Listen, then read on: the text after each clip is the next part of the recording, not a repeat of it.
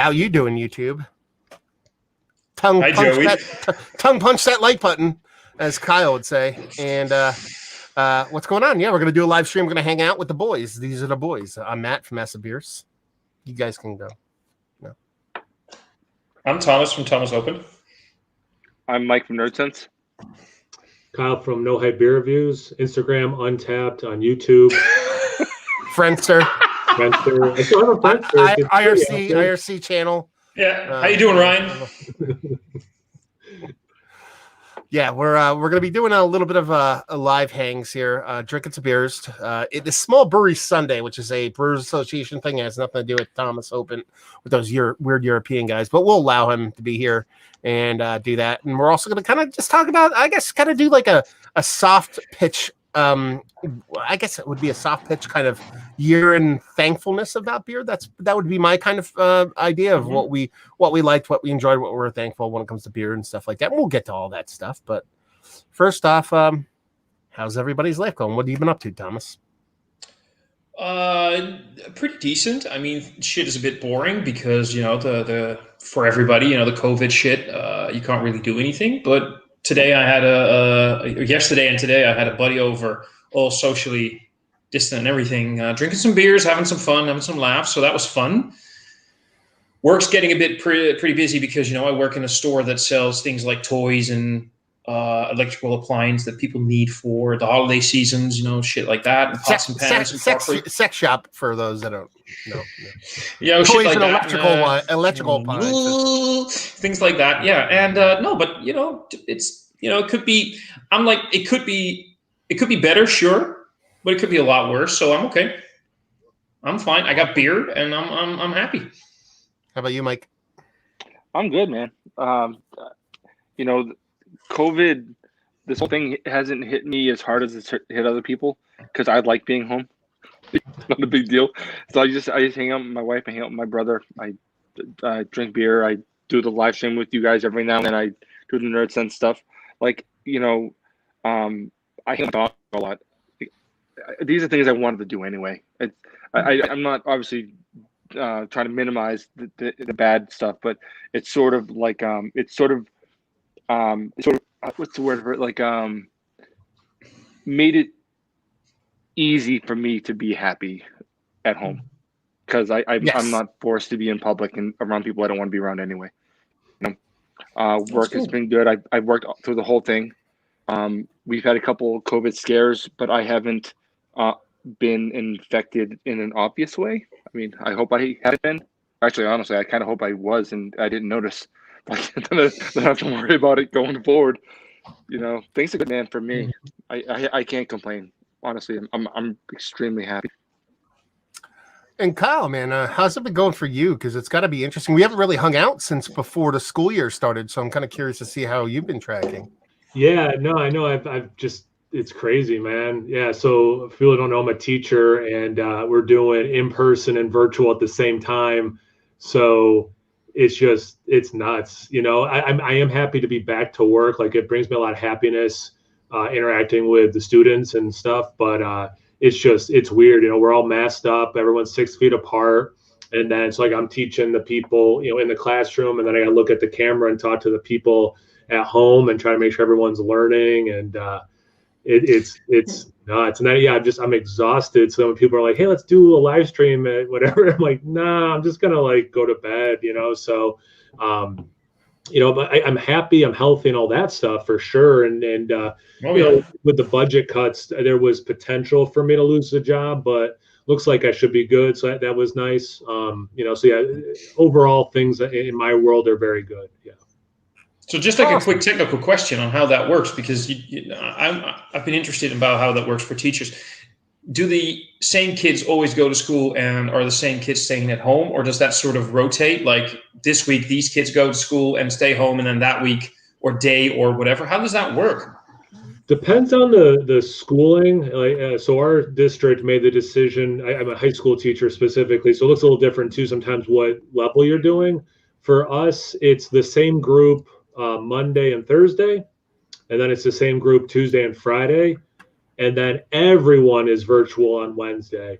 So that way, like, so we have had some cases now So like someone had it, and then they looked at the seating chart. Someone in school had it. They looked at the seating charts. Here's who sits near that student in each class. We're going to do the preemptive quarantine. All the teachers are going to do a preemptive quarantine. But like if you have COVID, you find out you have COVID, and you were sitting in the front right section, the kid in the back left of the class would not be on quarantine because they're 20 feet apart, and we're always wearing masks. Sounds like a bit of a hassle every now and then, but Mhm. I don't know. I mean, Yeah. looking at how our educational system works, where kids just roam the halls all the time, and they have lunches together here and there, it just seems like sort of mopping. We have this. If I were to translate it correctly, we have this Dutch saying that would have sort of translate like it's mopping the floor while the faucet's running. You know what I mean? It would sort of translate like that. It sort of feels like that. I don't know how you interpret that as a teacher, but Yeah, no, I like that expression. I've never heard it before. Yeah, I mean, like the kids in the hall, they go, single file. There's different release times. It's a the schedule is nuts. Like in 3 minutes, I have to dismiss 3 different groups of kids. When they leave, I have to wipe down all the desks before the next group comes, which gives me 0 time to do that. Like, yeah, it's a very busy day. But and also we switched to block scheduling, so they're long periods, which I've never taught before. So I went from 40 minutes to 70. So like to try to make lesson plans that are hopefully engaging for that much longer, each time. And yeah, because that's a pretty long time for their expansion. Attention span. Attention span. Thank you very much. Attention span to sort of keep on track. Like 40 minutes is already pretty difficult, let alone 70.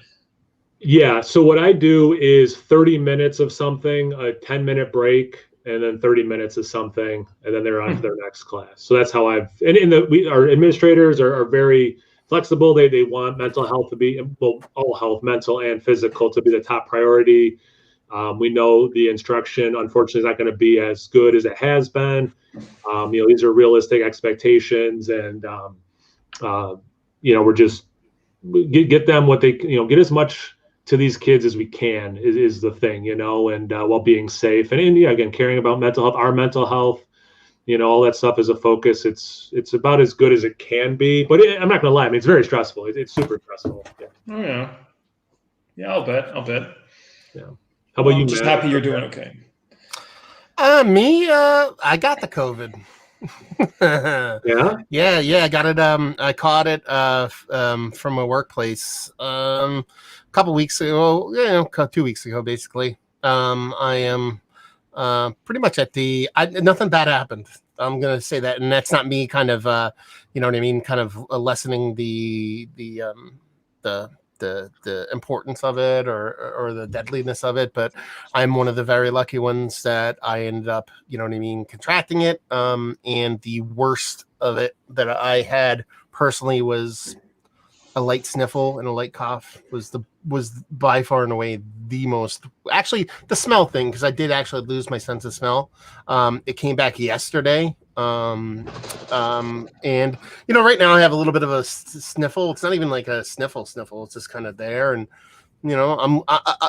I'm kind of like tired, but I've also eaten turkey and mashed potatoes for 5 days straight and I haven't moved.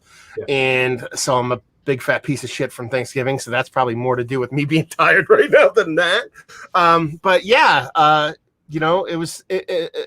let me rephrase all that or rewind that. The worst part of it was the mental part of it by far and away, because you don't know what's going to happen. You know what I mean? Like these things can turn on a dime, and all the reading and all that kind of stuff and doing all those kind of things is just whatever. And it was a nice little reprieve from drinking beer.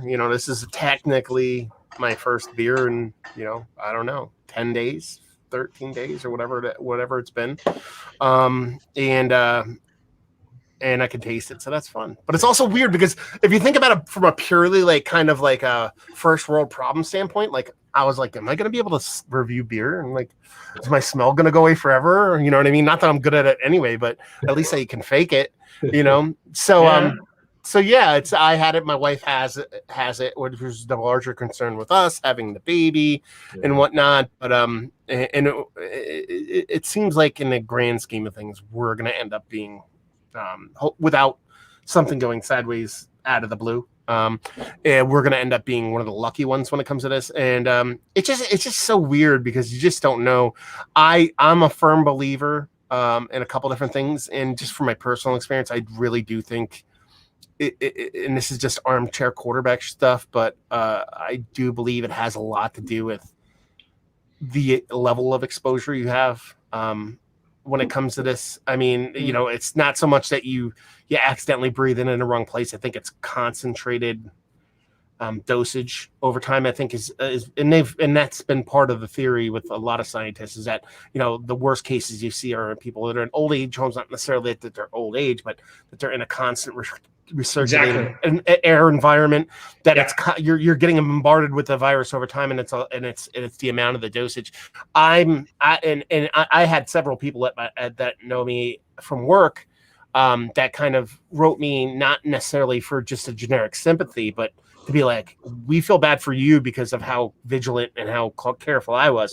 Like, I was the person that people at my work would look weird at, like to be like, this dude's like literally wearing a mask everywhere he goes. He never takes a mask off. You know what I mean? Like we had like, they ordered food for people at work. I'm like, I'm not going to eat any of it because I don't know if somebody touched it. You know what I mean? Like, I'm like that crazy level of stuff. So I got it. And they're like, well, you're that sucks for you. But in the grand scheme of things, it's whatchamacallit, I forgot Keith is floating around back there, but it's one of those things where I also think my exposure was quite small. So yeah, we'll see what happens. It is what it is. I brought I just because Thomas was going to be here, and just because I just got my smell mat back, I pulled out a 2020 Bourbon County just to see if I could taste it, so I could tell him if I could taste it or not. So I have it somewhere. I'll break it out at some point. Because I still gotta wait like 2 more weeks, I think, before it hits Dutch distribution. I still don't understand why they didn't just release it on Black Friday as they usually do. But for some reason, I guess this is chalk it up to European weirdness and us being kooky. No, like I said in the private chat, I would bet the bottom dollar that they assume there would be a higher demand for it this year in the United States due to COVID, because people have, a lot of people don't have money, but a lot of people have extra money, or they don't have anything else to do but to buy a beer off a shelf and drink it, as opposed to go to a bar or a bottle shop.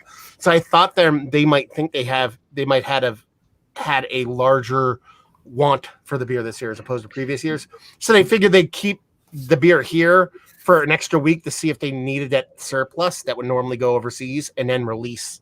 Yeah, but there's the thing. The European market. If you think about it, they're going to release it on December 12th. So that's like 2 weeks in between. Now look at the amount of time that shipping it by a boat, by ship, that's going to take a long amount of time. If they want to ship it here very quickly, just in case, they're going to have to use air freight, and that's going to really up the price. And as far as I know, not for Budweiser. You really think so? For like, you look at the amount they have to transport. Yeah, but you have to think about Budweiser. How much money things are they moving across the world constantly at all times? I mean, sure. They're like one of the largest corporations in the whole world. Sure, but the amount of the difference in terms of the cost between shipping by boat or shipping by plane is insanely big. No. I'm not saying that. But it also doesn't take that long for, what does it take, a boat a week? Not even a week to get from here to there. From what I remember, I think I know from Japan. No, from Asia, it takes us 2 to 3 weeks, depending on what's going on. Yeah, but that's the other way around, because then if you think about Europe, America, right? No. I think Asia, America comes China to us. I think goes south of Africa because you have to think I'm on the East Coast. Yeah, okay, sure. It would almost be the same distance, but they wouldn't. The amount of money it costs to go through the Panama Canal is like bonkers. I suppose, because just what I remember is back in the day, this is like maybe 10, 12 years ago, I remember this guy in this car scene. He was importing a car from Japan to the United Kingdom, to England. And the boat had to take a detour because of some pirate activity in a certain part of the ocean. Yeah. And it took 6 weeks longer. 6 weeks. Yeah. So these things are underway for quite a long time. I don't know. For me, I'm like under the impression that this shit is already in Europe for some reason. Because here in Europe, I don't know about you guys, but there's been a lot of things going on with here in the Netherlands, in Rotterdam, our mayor actually shut down stores because of Black Friday and the amount of people still going to the port. Yeah. Who's washing dishes? Oh. Anyway. Ladies and gentlemen, the first thing Keith says in this entire stream is, "Oh." But the thing is about but you see that you know what's worse? We have it worse over here. You want to know why? Because New York State says, these gatherings are kind of crazy. You shouldn't be doing them. So let's cut it off. And then our Supreme Court says no. All religious people can do whatever the fuck they want because it's religion.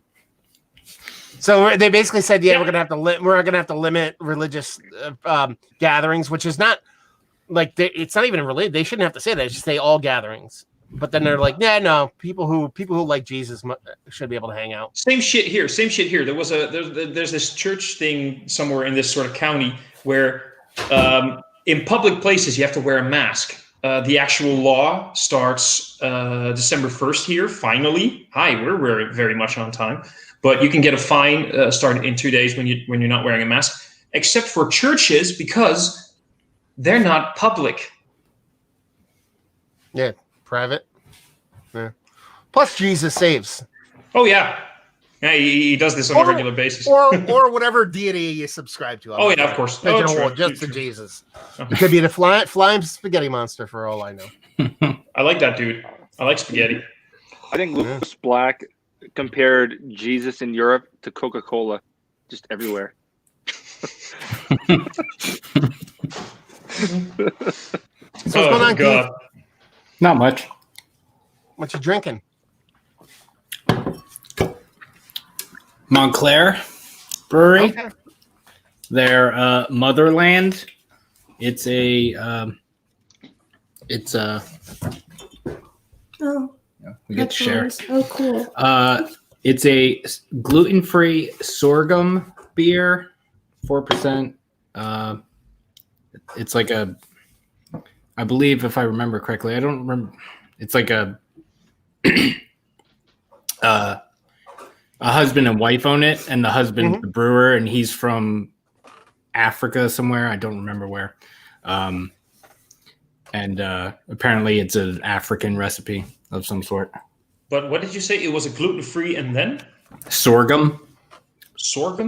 Yeah. It's something they use to brew gluten-free beers. Some gluten-free beers. Okay. Never heard of it. Type of grain, cool. Sweet. Cool. I saw someone had asked if Flower Power looks like this now. No, it does not look like this.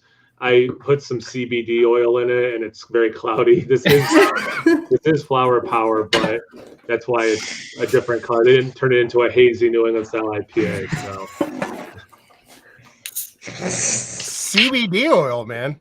Yeah. Goddamn hippies. Yeah, you hippie, you. Wait, are you kidding, Kyle, or are you being serious? I'm not being serious. For December Monday tomorrow, I filmed 2 videos that people can order stuff, like just things I like that you could order online. So I filmed that before I hopped on here. So no, for real. So anyone, I know I've already plugged my channel, but feel free tomorrow to check it out. Where do they find you? What's the name of your channel? Oh, it's right below your face. Okay. Yeah, no hype beer reviews. All the hype, all the beer, all the Ryan. CBD oil is not hyped up at all. Oh no. Too funny. So what did you just pour there, Matt? This would be Brooklyn Special Effects. This is a non-alcoholic. They call it like a hoppy brew. So, yeah, I am I'm gonna have one or two beers during this, but I figured I'd supplement it because I don't want to just jump into drinking a whole bunch of beer. I drink a couple different non-alcoholic beers that I like, so that's what I'm drinking right now. Cool. Yeah. All right. Did you pick that up around here? Yeah, I picked it up at They have it everywhere though. I picked it up in Washington, but I know they have this at ShopRite in Hackettstown. They have it, or they did. Let's put it that way. They had it at ShopRite in Hackettstown. They had it at ShopRite. The other ShopRite liquors over by Lowe's. They had, I believe, they even had it at Bottle King, if I remember correctly. I don't know if they still have it. No. Cool. So everybody's here. Well, except for Sean. Sean's going to be here and tag out, and Kyle bounces in like a half hour or something like that. So what have you guys been up to? I mean, in general, beer wise, let's talk about your channels. Like, have you been doing anything specific? It's getting towards the end of the year. I'm sure you have a little bit of year end stuff. Kyle kind of mentioned about like stuff that he kind of is into and things like that. Do you have anything planned moving forward into the end of the year? Best of lists, all that kind of stuff?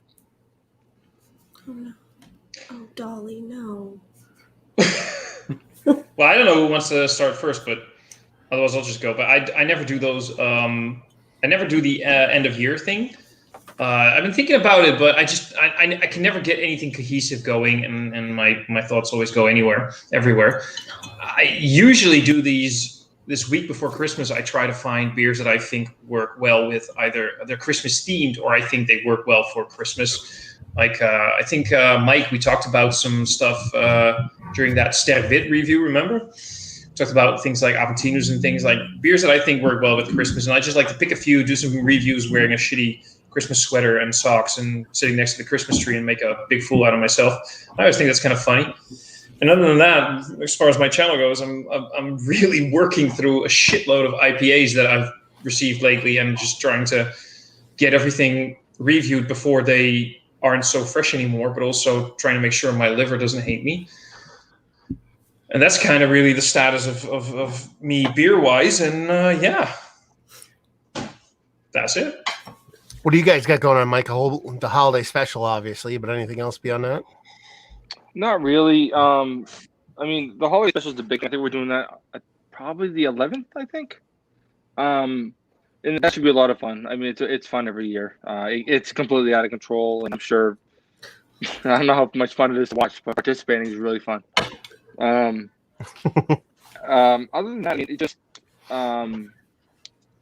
just doing the online beer reviews. It's doing nice and safe, you know. We tried doing a meetup. We did a couple weeks ago, and that was fun. It was weird. Like literally, Sean had everything measured out in like distances from tables, and we didn't touch anything, and it was fun. But right now, the whole thing is just kind of doing beer reviews and keeping it safe. So mostly at home. Well, so what you're saying is you don't have any red ale scheduled on the review schedule, or well, no bad ones. Oh. But what's wrong with the red ale, Mike? Really? Why? What? I don't typically enjoy red ales. I don't have like an actual bias against them. I just thought it was fun to talk shit on the video. Like I don't mind like a Flanders red, something like that. But like typically, like when I think of red ales, I do think of that shit Sam Adams Brick Red or whatever the fuck. Just that really bad beer. I find them to be kind of sweet and like caramelly, but not in a good way in general. So I'm just not a big fan. I like. Don't get me wrong. I just feel like more breweries than not don't do them right. Did you drink that one yet, Keith? No, not yet. Get on it. Inquiring minds want to know. I know. It's the Aiton's Mile. That one. Yeah, no, Aiton Smile. Get it right, fucker. Yeah, sure. I'll get it right. No, don't. Yeah.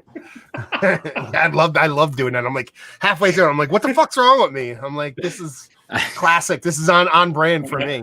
First time I saw the can art, I really thought it was Satan's Smile. So you know. I think it should be based on that can art, but exactly right. I have two theories on what the name is. I won't go into it here, but I have, Why not? No. Now we need. Now that's not fair. Now you need to share the love. No, you got to wait for the video. Okay. Okay. Well, no. Okay. That's cool. That's cool. Does it have to do with landlords? No. Okay. Does it have to do with leftist, rightist, and central point of view? Or? Oh, okay. No. Capitalism? No. Okay. Jesus, I'm struggling here. That's a good place to jump in. Kyle, what's on the agenda for the old no hypes? Yeah, I'm really liking the on Tuesdays where I try to do something, outside my maybe comfort zone or test my palate. The Cellar Saturday though, that's the thing that's just I get amped up every week to actually drink something I own, and it's like, yeah, you know what? I have all these beers that I bought that I haven't had, and I've been aging for what? So get on that. So I did just pick. There's 3 Saturdays before Christmas, so I picked 3 of the Christmas beers I have. So kind of like Thomas was saying, just maybe do some stuff, and then it's like Christmas related. I grabbed a couple other ones that I won't do on Saturdays. Yeah, I mean, just in a very boring way, more of the same. Just I'm at a point where I have so much beer, I'm like stressed about it. So, and like Thomas said as well, I have a lot of IPAs, so just trying to get through them, but have a little bit of a variety in there for my own enjoyment, and I'm sure viewers' enjoyment too. Yeah, I guess short version, some Christmas stuff, and then more of the same. Are you hustling to get all the bourbon counties out, or are you just going to wait on those, or? So I should be able to get all of them. Yeah. No, I mean all of them reviewed and out. I think the cat's Or are you just trying to collect them? I've reviewed. I will. It looks like I'll have possession of all of them. I've reviewed 3 of them already. I'll review the 2 I have but haven't reviewed, and then I should be able to get the last 2 in the near future. I don't know when I'll get to all this because I literally have like my beer fridge is overflowing, and then my reserve refrigerator, I had to put a bunch of beer in there. I have a ton. Those will age, so I'm not too worried about waiting a few months, but I don't know. How many variants were there this year? The regular, prop, anniversary, birthday, maple, Carmela. Weren't there like 3 or 4 that were tap only? There were like 3 or 4 that were like tap only, right? 3 that are like, I think just the Chicago area only. Proprietor is always Chicago area, and then there's these other 2 that come in boxes that I haven't heard anyone getting except people in that area. I might be wrong. I just know what I saw something on your channel popping by about a few variants being tap only, keg only. That was me speculating. Oh, my based bad. on Okay. information they had put out. Yeah. Okay. If I can, by the way, quickly jump on the bandwagon about the variations, because I just saw somebody posting in the comments, somebody from the Netherlands, Carice and Waldo were talking about versions. Carice, Waldo, somebody who works at the importer already let me know. As usual, we're only getting the base, the standard BCBS. The Europe/the Netherlands is not getting any variants as usual. So just so you know, if you want those, you're going to have to, like trade, or maybe Kyle will do you a favor and whatever. Because he seems to always get all the variants. I don't know how you do that, man. I don't know how you do that. You never seem to miss one. Money. I don't know. Teacher money, right? Yeah. No, it's yeah, I mean, we got some released here, so that was easy to get. 3 of them were easy here, and then I reached out for a Black is Beautiful beer from that Goose Island did. I'm like, can anyone help me on this? And a guy reached out. He's like, yeah, I can help you. And he's like, do you want other stuff in the future? I'm like, yeah, I mean, any Revolution and, Bourbon County stuff. And so he's been really awesome helping me get some of the stuff I can't get here. Yeah. Very cool. Yeah. He's Ross. He's a good guy. Yeah. Well, I've only ever had the opportunity to try one variant, which was the one you actually posted yesterday. The Midnight Orange. Oh, yeah. It was. I liked it. I enjoyed it. Funny thing, by the way, an hour before you posted that review, a buddy of mine sent me a picture, like, look at what I got. I got the Midnight Orange, and I was like, we were already speculating in a group, like when he showed us that he bought that beer. We're like, drink it now. Don't even drink it yesterday. Like, open it, chug it, because that's not going to be that impressive anymore in terms of the orange anyway. And an hour later, you posted that video. I was like, this is nicely convenient. Last year, it's funny, and I like. It's cool to talk about this, and I'm happy to. But like the focus on like local stuff too. But like I did get into it online with someone. Like people shouldn't be buying Bourbon County, and it's just like, I get it. I made a video about it, but like, so I just hit my 1,000th beer review.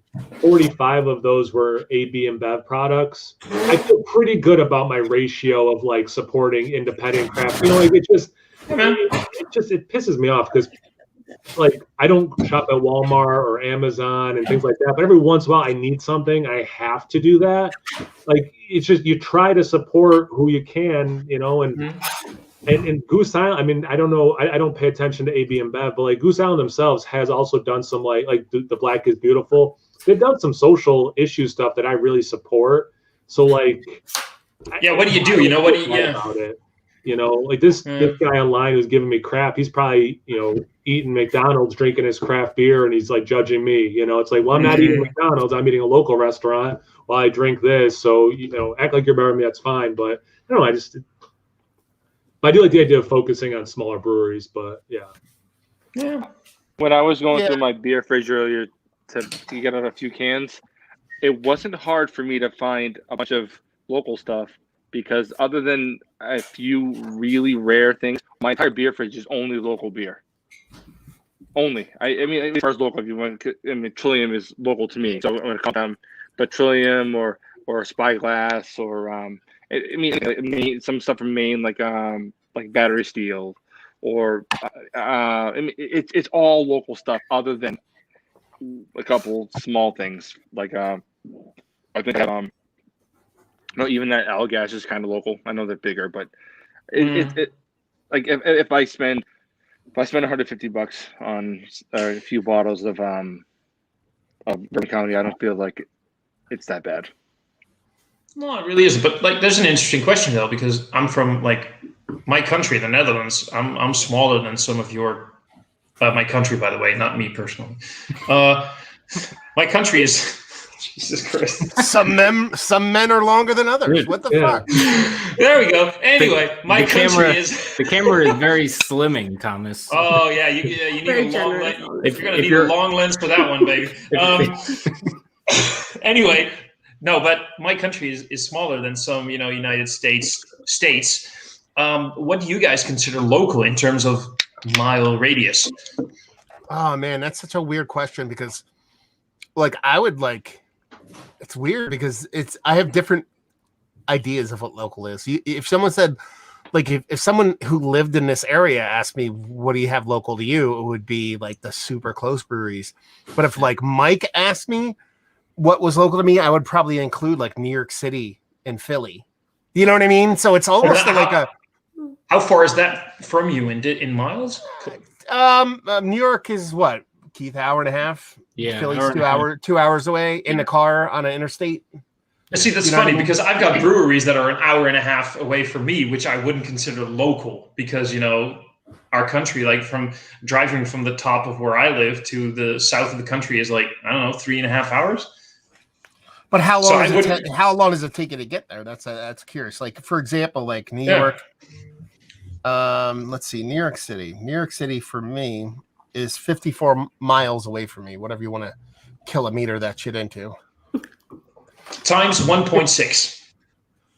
Okay, you could do that math, not me.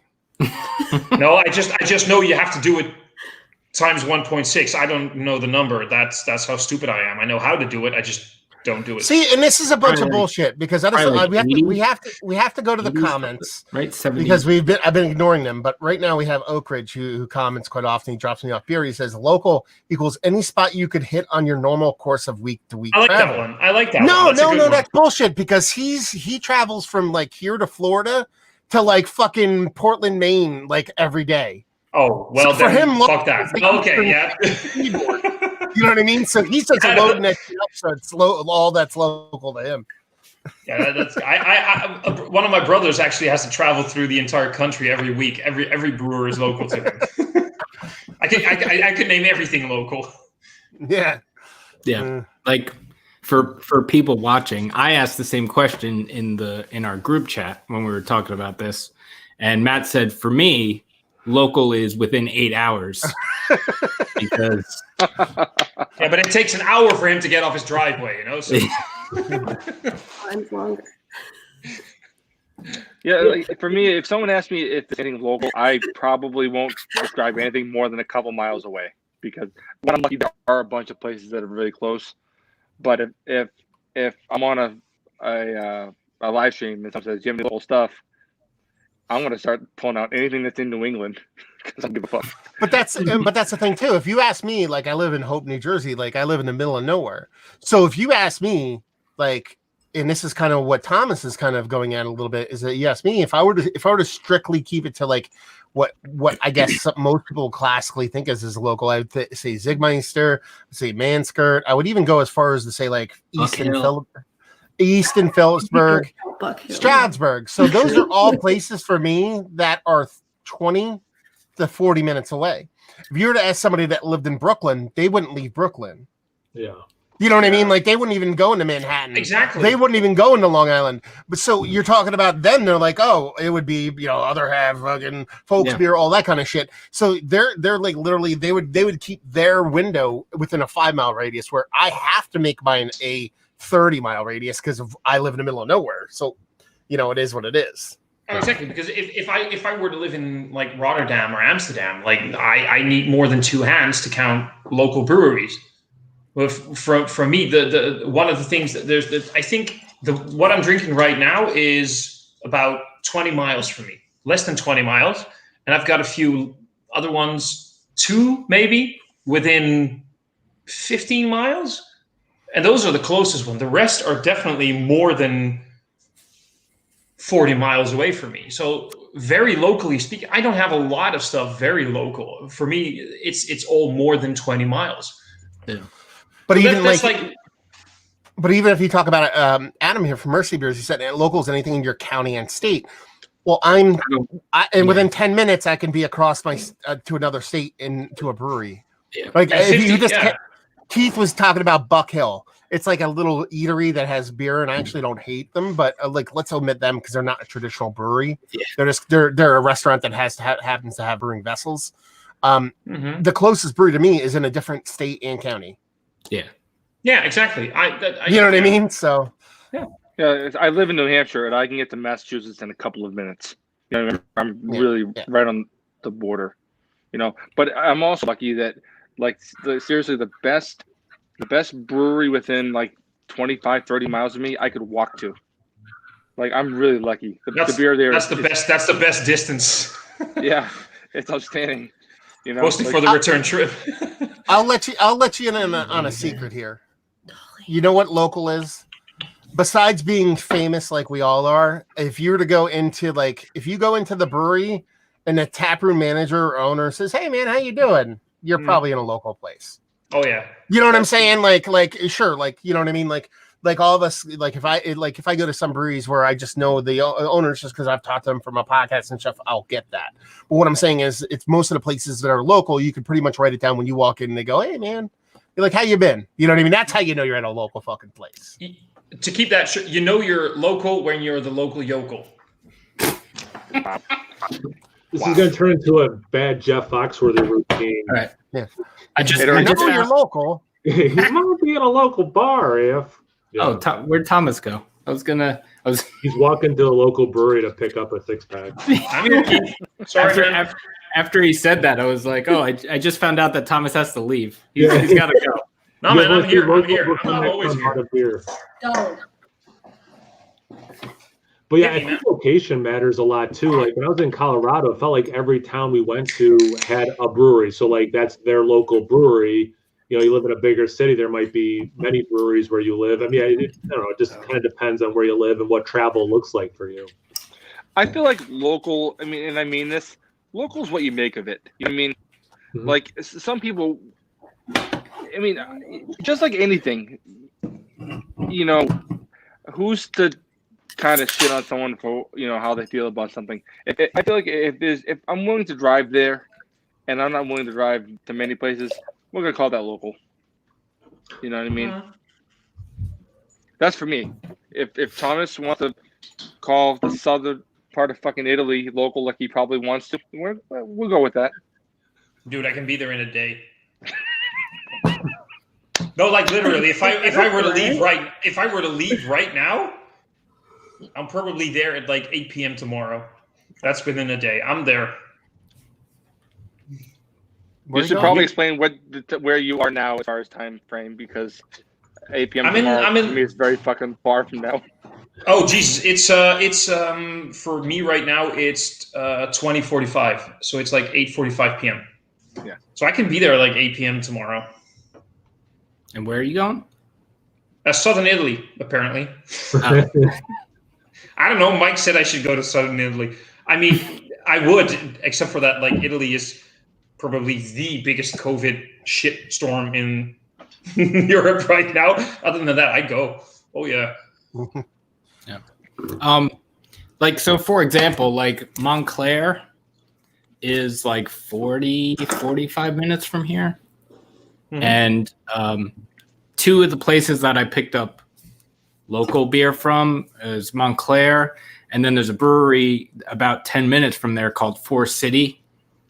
And I specifically went there to those places because I enjoy their beers, but also they're 2 out of the 3 black-owned breweries in New Jersey. So I thought it would be awesome. Yeah. Yeah. Yeah. So Montclair, but just to get back on that, by the way, just that one gluten-free beer that you had, that was just like one from their range, or are all their beers gluten-free? That's for just people one. who are watching. Okay, not just for people who are watching who think that's important for their lifestyle. Yeah. Oh, cool. Awesome. I actually saw something about the Food and Drug Administration. For them, gluten-free is 20 parts per million as far as the gluten levels. Which makes Heady Topper gluten-free. So there we go. That's 8 parts per million. You guys sent me a gluten-free beer and didn't even tell me. This is important information, Mike. This is important information that I need for my viewers. Okay. Well, I guess Kimmich is gluten intolerant, so and he's things down all the time. If I had known. Do you know like every other review I get, people ask me like, is this gluten-free? Well, it's not technically gluten-free, just very, very, very fucking low. I know Bomb Place like does like reduced gluten beers. Like, I don't know if they do it with all their beers, but they put something in it that reduces the gluten or something. I don't know. I think that's like that one. Who was that? No, that was something different. I was thinking of a Brut beer and carbohydrates and all that kind of shit. It has nothing to do with gluten. But I know there is an enzyme that you could put or something like that in gluten beer that gobbles it up or something like that. Yeah. Or drops out or something. Yeah. There's a meadery by me. Yeah, they talk about that. Like they have a couple meads that, or a person who has gluten intolerance could consume and be fine because it eats it up or drops it out or whatever the process. Well, it's all mead. All mead? No, wait. All mead is gluten free, isn't it? I think that's cider. That's cider. Well, mead uses honey, but if they put grain or if they put wheat in it, I listened to a local podcast about it, and they said it's not all. Maybe they're doing. Maybe it's more of a bracket, but they said it wasn't all. But there are ones that they have. If anybody's looking for a really good gluten-free brewery, I've really enjoyed the beers from Glutenberg. They're a Canadian brewery. That's all gluten-free. I've had a couple. I know you had a bunch of them. I had a couple like years ago because they were like one of the OG gluten-free breweries. Yeah. I believe. Yeah. But, yeah. So, are they older than Alchemist? Then what the local Jersey brewery called Departed Souls does a bunch of gluten-free stuff. I don't know how much they do anymore, but anyway. Let's do some comments real quick before we get too far ahead, because I've been kind of whatever. So before we went live, I told everybody we're going to start on time. We didn't because we're talking about we're too busy talking about Asian food joints privately before we go live. Waldo chiming in saying, "Hey boys," Bill Bach, who's always cracking like crazy Hill Farmstead shit. What's going on? What Hill Farmstead you drinking today, Bill? Remy chiming in, Craig chiming in, Felix from up Quebec way chiming in. Great beer up that way. Waldo back in talking about Thomas selling electric toothbrushes, quote unquote. We were talking about some entertainment equipment. Yeah. Entertainment equipment. Jordan electronic toothbrushes. Jordan chiming in. I actually met Jordan at I think it was Turkey Hill Brewing? No, it wasn't. It was Old Forge Brewing a couple of years ago. He says he's the one who commented about the flower power that Kyle CBD'd up, craft beer specialist, chiming in. And Adam saying, even everyone can't believe Matt got M&M on the bottle share. Only joking, Thomas. Wait, Justin I'm Rieger sexy. Justin Rieger saying flower power is the OG. Circling back to Jordan, he says my taste and smell are currently gone and it sucks. So I assume maybe he was COVID positive too. 2 negative tests from Adam on a pilot system for the UK people. Let's see. We already mentioned it. We already mentioned that. We were talking about people were wondering about how, what, where, when with the BCBS. Yeah, no, that's Craig being the gentleman he always is. Thank you very much, brother. Look at his profile picture, though. Look at that profile picture. Yeah, a bunch of gluten-free beer. Damn. And Waldo is saying that the beer is already at the importer. There you go. So there goes my theory. Yeah.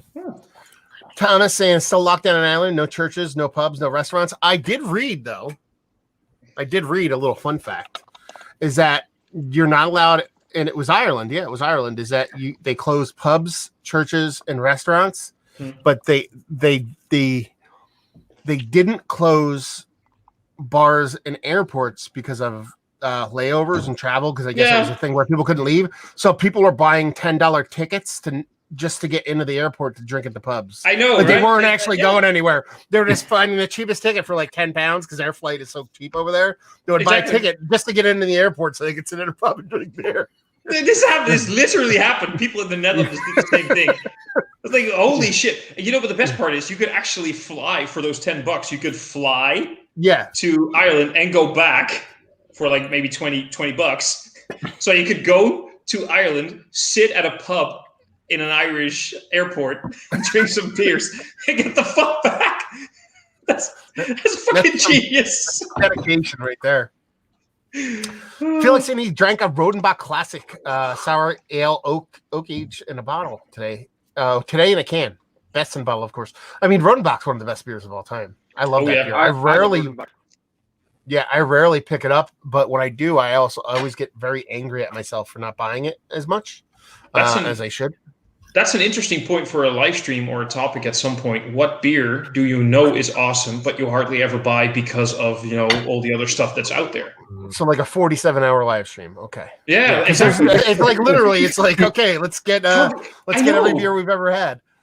Exactly. No, but it's like there's so much readily available stuff out there that I hardly ever buy because, fear of missing out, FOMO. The craft beer specialist saying still looking to BCBS 2020 in Netherlands for a proper price. Let's talk about that. Who here has bought a 2020 bottle of BCBS? Raise your hand. What did you pay? I bought the base and I paid way too much. I paid $16, which I know is way too much. But I was like, fuck it. I'm like, I'll get it. I paid $13 for mine. Yeah, $12.99 by me. That's usually what it's like right around me. Is like right around $13. Wait, how much? $13? Yeah. Yeah. That's normal? That's like 75 euros or something. Yeah. No. I'm just seriously. Okay. Do you know how much? $13. 13 is what 11.58 euros. $13 is about 11 euros. Do you know how much we pay for BCBS, the normal version? 23 euro. 20 euros. So that's go figure. Yeah, how much do you pay for a La Trappe barrel aged? I don't know. I get it sent. The last one I had was sent to me. Didn't you guys just open one? Yeah, I got it. Was a gift. Okay. How much do you pay for that? Because we pay $30 for that tiny bottle. I know. I'm just being. I know I'm being silly about it. Let's see. No, you're not. I'm just saying the road goes both ways, brother. No, I know. It actually really does. It does.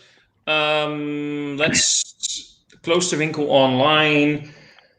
Blah blah blah blah blah. Yeah, I know. Jesus fucking Christ! Stupid. 12. 13 euros for one bottle. Yeah, we pay I think they're $29.99 out this way.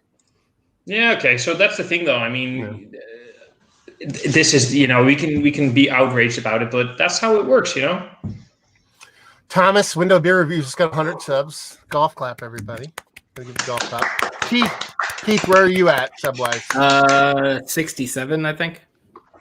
Okay. You're more away, Keith. NerdSense might be at 100. I'm not really sure. No, what are you guys at though? You guys are almost 600, right? Yeah, I made a joke. I made a joke with Sean about something he had to do. We got 600. It was something really foul, I'm sure. So yeah, we must be in that realm. Yeah. I had 2 subs in my life. Well, yourself, because you're obviously not a dom. We'll talk about that privately, little buddy. There's some stuff that we're not going to talk about here right now. No, I'm at 434 right now. Right. And besides all the feedback, Kyle, what do you got? NerdSense is at 577, and I'm around 1560, I think. Okay, so more than double them, just so we know. I'm amused at than Mike does what his own channel has. That's all that was. Yeah. No, I know that I would say within reason, 85% of our subs is because some of you guys have talked about us. Otherwise, we'd have 60 subs maybe. I know exactly what you mean, man. There was a big push to get you guys to 500. You were you were pretty close, and it was just get them to 500. Everyone sub, get them to 500. I mean, it went pretty quick once we got the message out there. It seems like the last week or two we've been getting more sort of more chatting on our channel, more people commenting and stuff. At least that I can remember. I don't know if it's because we've been doing BCBS, but it seems like we're getting more attention. I know all of you have at least 2 subs that are me. I don't remember if I subscribed to you guys on my 3rd account, but there's at least 2 from me. Pad no stats, baby. Pad no stats. I've been so bad, man. I've been so bad with comments. I've literally made a point over the past few days to go back and because I like to respond to every single comment. I was 4 weeks behind. So I'm it was today or yesterday. I got Massive Beer Reviews liked your comment or commented on your comment, and my first instinct was, when the hell? What the fuck? Which one? What? I looked at the comment. I looked at the comment. I was like, what? Which video was that? I had to look at the video to just really realize what the hell did I comment on anyway. I feel bad about that shit. If there's ever a comment ever from NerdSense, it's from Sean. I've never once commented from NerdSense ever. Yes, you have, because from NerdSense, because you commented something 2 days today or yesterday on how I'll never be a part of NerdSense, and that kind of hurt. Yeah, that was a bit painful. I wasn't so. One, I didn't say that, but 2, yes, that's true. Like, didn't you change your name to like Nerd Sense Mike on YouTube or something? No, I just changed my logo to the Nerd Sense logo. Oh, My name's that's- still Michael that's Jenner. Yeah. Oh, But Instagram, before- your Nerd Sense Mike. Yeah. Yeah. I think I have my actual name as like, you know, like if Yeah. you have Nerd Sense Mike, I think it has my full name, but Yeah, it does. It's very bad stuff. Yeah, I'll well, never say the your only full reason name. why I have a Nerd Sense Mike, that whole thing was because Sean wanted me to be part of a beer chat from years ago. I had no intention on ever posting, so I didn't know anyone in the chat. Like, I'm sure, honestly, it might have been you guys. I don't even fucking remember. So far back, and I just went in and said, "Well, I'll just be Nerd Sense Mike," so people know it's not Nerd Sense. You know, it's easy. So. Well, yeah, I won't comment your full name in a live stream like this, but on YouTube, when you comment, it is your full. Yeah, Yeah. I don't give a shit. My full name is Michael Gendron. Done. Let's get through the comments. Hold on. Anthony talking about drinking some Hot Butcher Mega Bite. I love that beer. That's a great beer. Our boy Felix from Quebec says he's like downtown Quebec. There's got to be. He just names a couple breweries down there, but it's got to be like a crazy amount of great breweries in downtown Quebec. Yeah. There's a bunch in Montreal.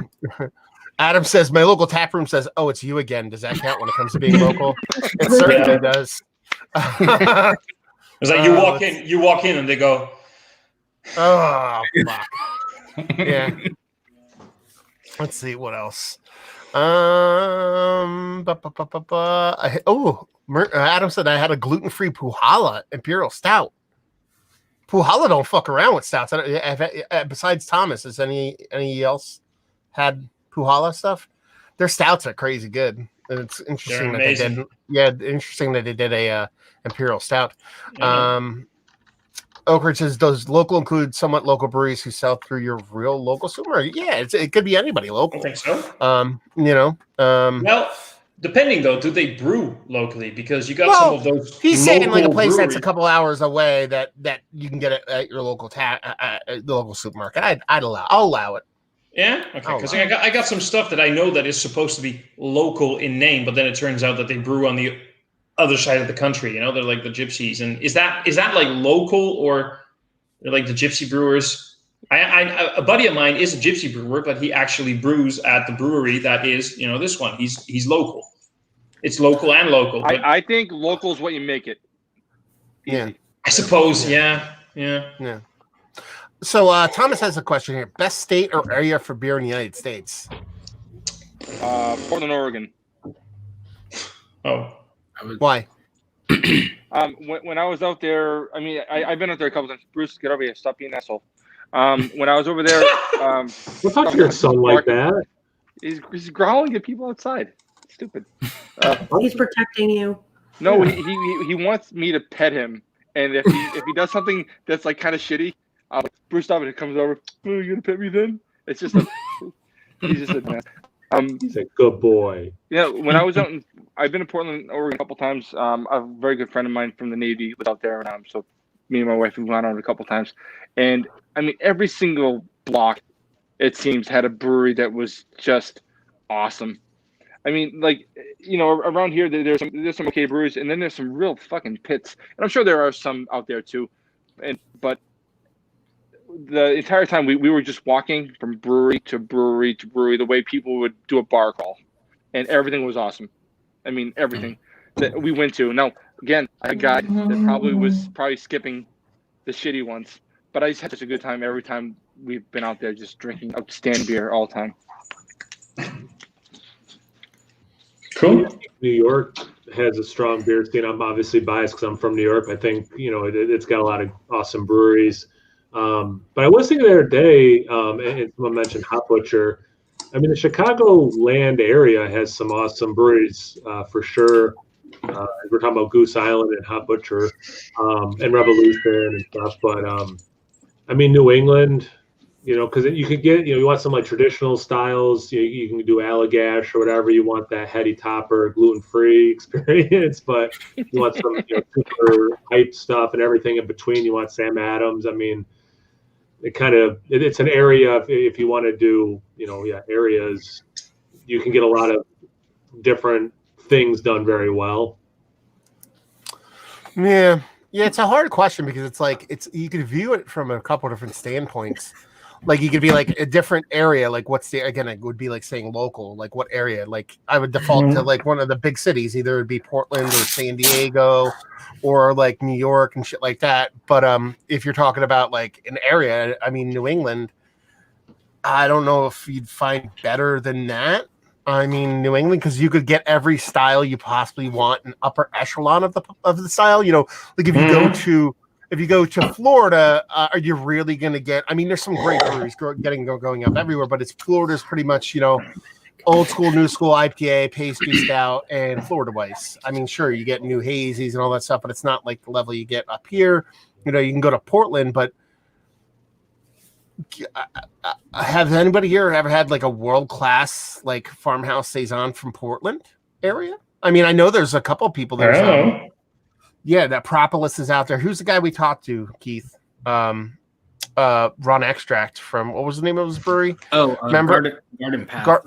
Garden Path. They're new, you know what I mean? But, you do get some great stuff out there. Plus, you get probably the world's best fucking strong ale maker in Hair of the Dog.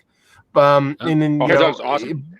But if you think about it, like New England, like you can get, Hill Farmstead, Fox Farm for your fucking hazies and fucking farmhouse stuff.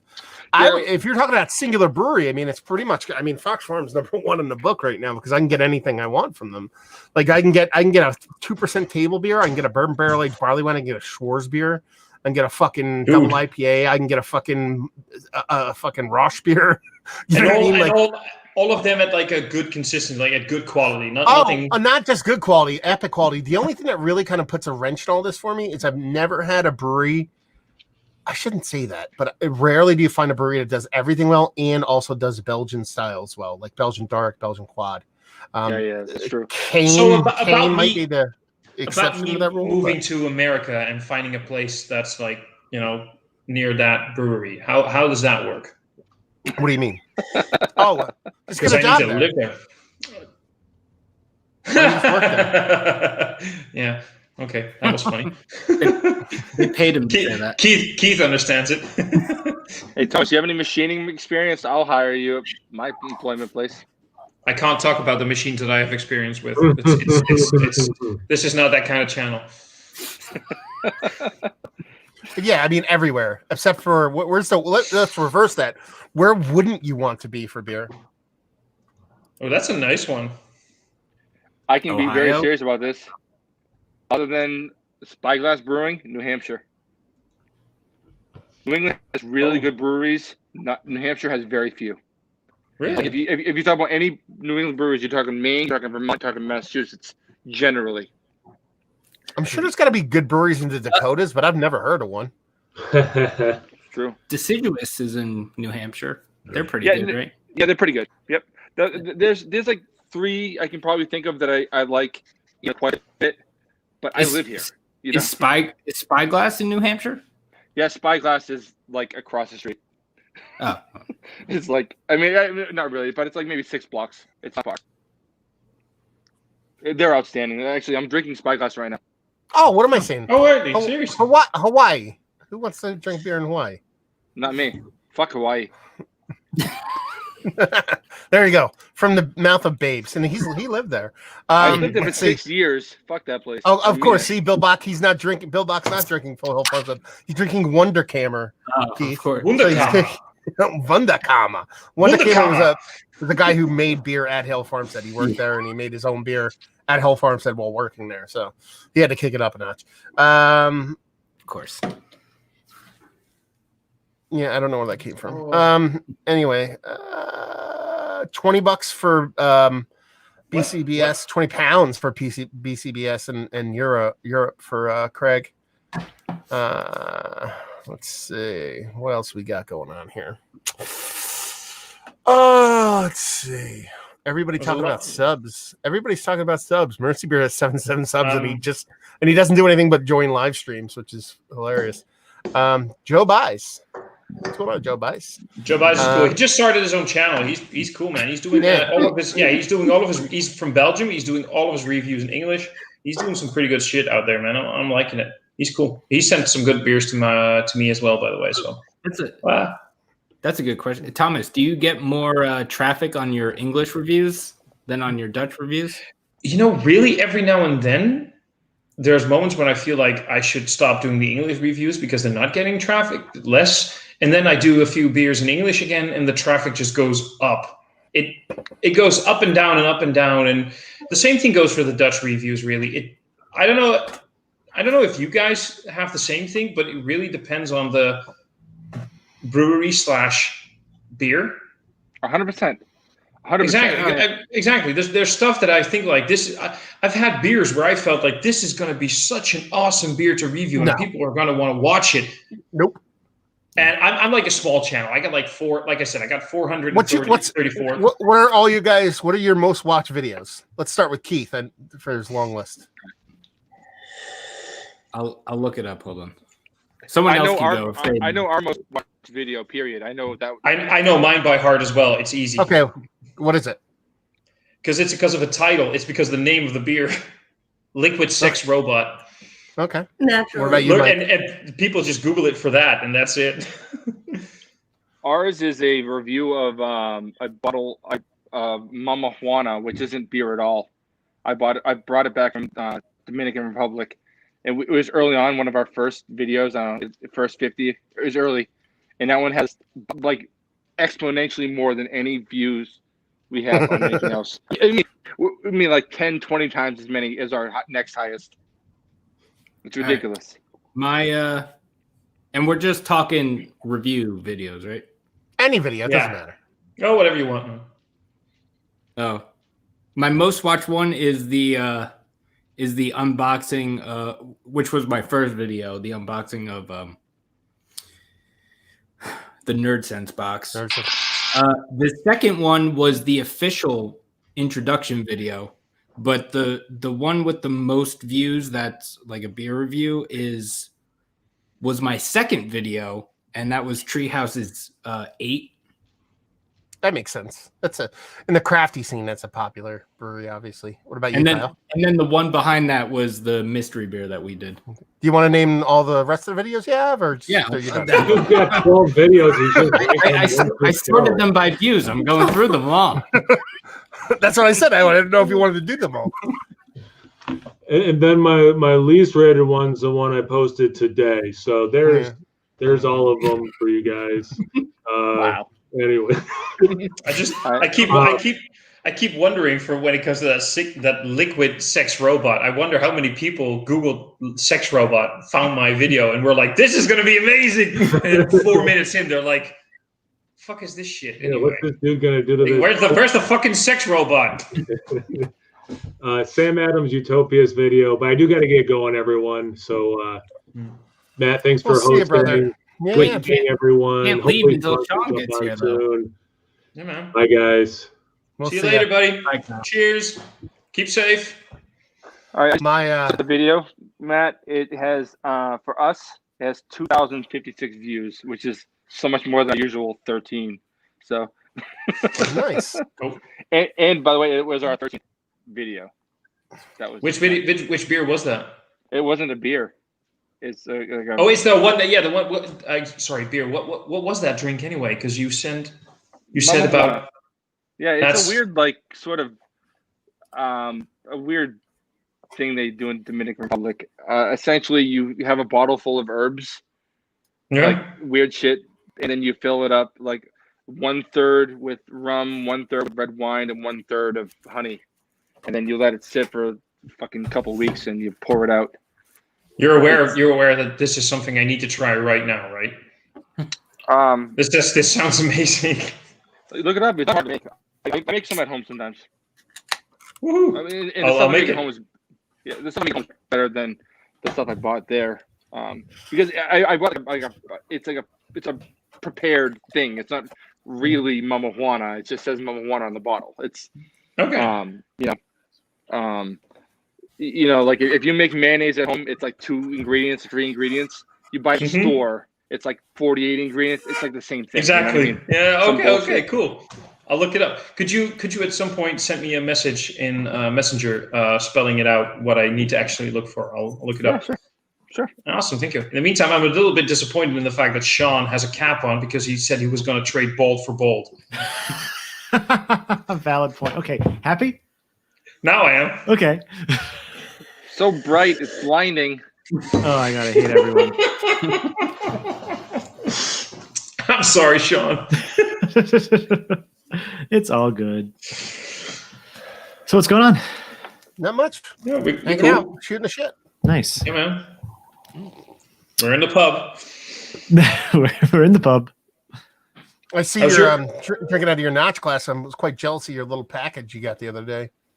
Dude, I'm gonna be ordering again from them this week. Like, it's just so easy. Like, and they're only charging $14 to ship a half a case. And like, based on like 45-ish minutes to go there, find parking, gas. Yeah, I'd rather pay the $14. Yeah, why wouldn't you? Yeah. Yeah, and the beer also is awesome, so that's kind of nice. Too. Yeah, this is their. I love Keith needs to go to Notch. Keith is that's his kind of place. Notch does not get nearly as much attention around here as it should. That place is awesome. They have a national kind of boutique following. They're kind of like Bierstadt out in like Colorado and shit. They have like this like lager kind of following that people just love what they do. And I think a lot of people too, they just see what they see in distro, so they're like, meh. But they never get a chance to try distro this is stuff. still good, Sean. You know, It is, but it's not like mind blowing. Like, would you ever buy Left of Dial? Like, when was the last time you bought Left of Dial? I don't remember last time I bought beer not at a brewery. Fair enough. I'm lying. I went the other day and bought fucking BCB at the store. Yeah, you did. Should have called me out, you loser. It's disgusting, Mike. It's revolting.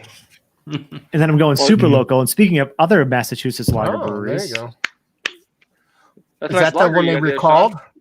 No, this is from last year. Okay. What'd you say, Mike? This year's peanut butter cup they recalled, right? Oh, really? Yeah, no, this is definitely last year's.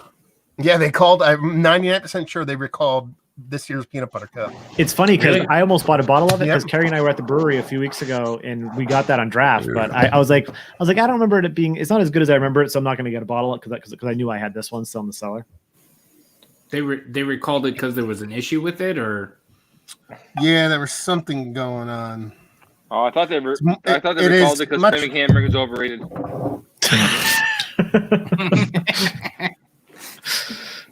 I really, really like Jack Savvy. Framing Hammer's like okay, kinda, I guess. I don't know. I like certain variants. It has a bottle cap on it because Carrie has the other half, and I took a sip of hers before I came downstairs. It depends on me on variant to variant. Like peanut butter cup sounds like it's going to be awesome. It's not. When I went to the brewery, we had the peanut butter cup in the cinnamon one, and I'm not a big cinnamon person. It was extravagant. Keith, what was that? Four City. Ooh, Cinnamon. cinnamon. I saw something about. I don't know where it is though. I remember them putting a post out about it.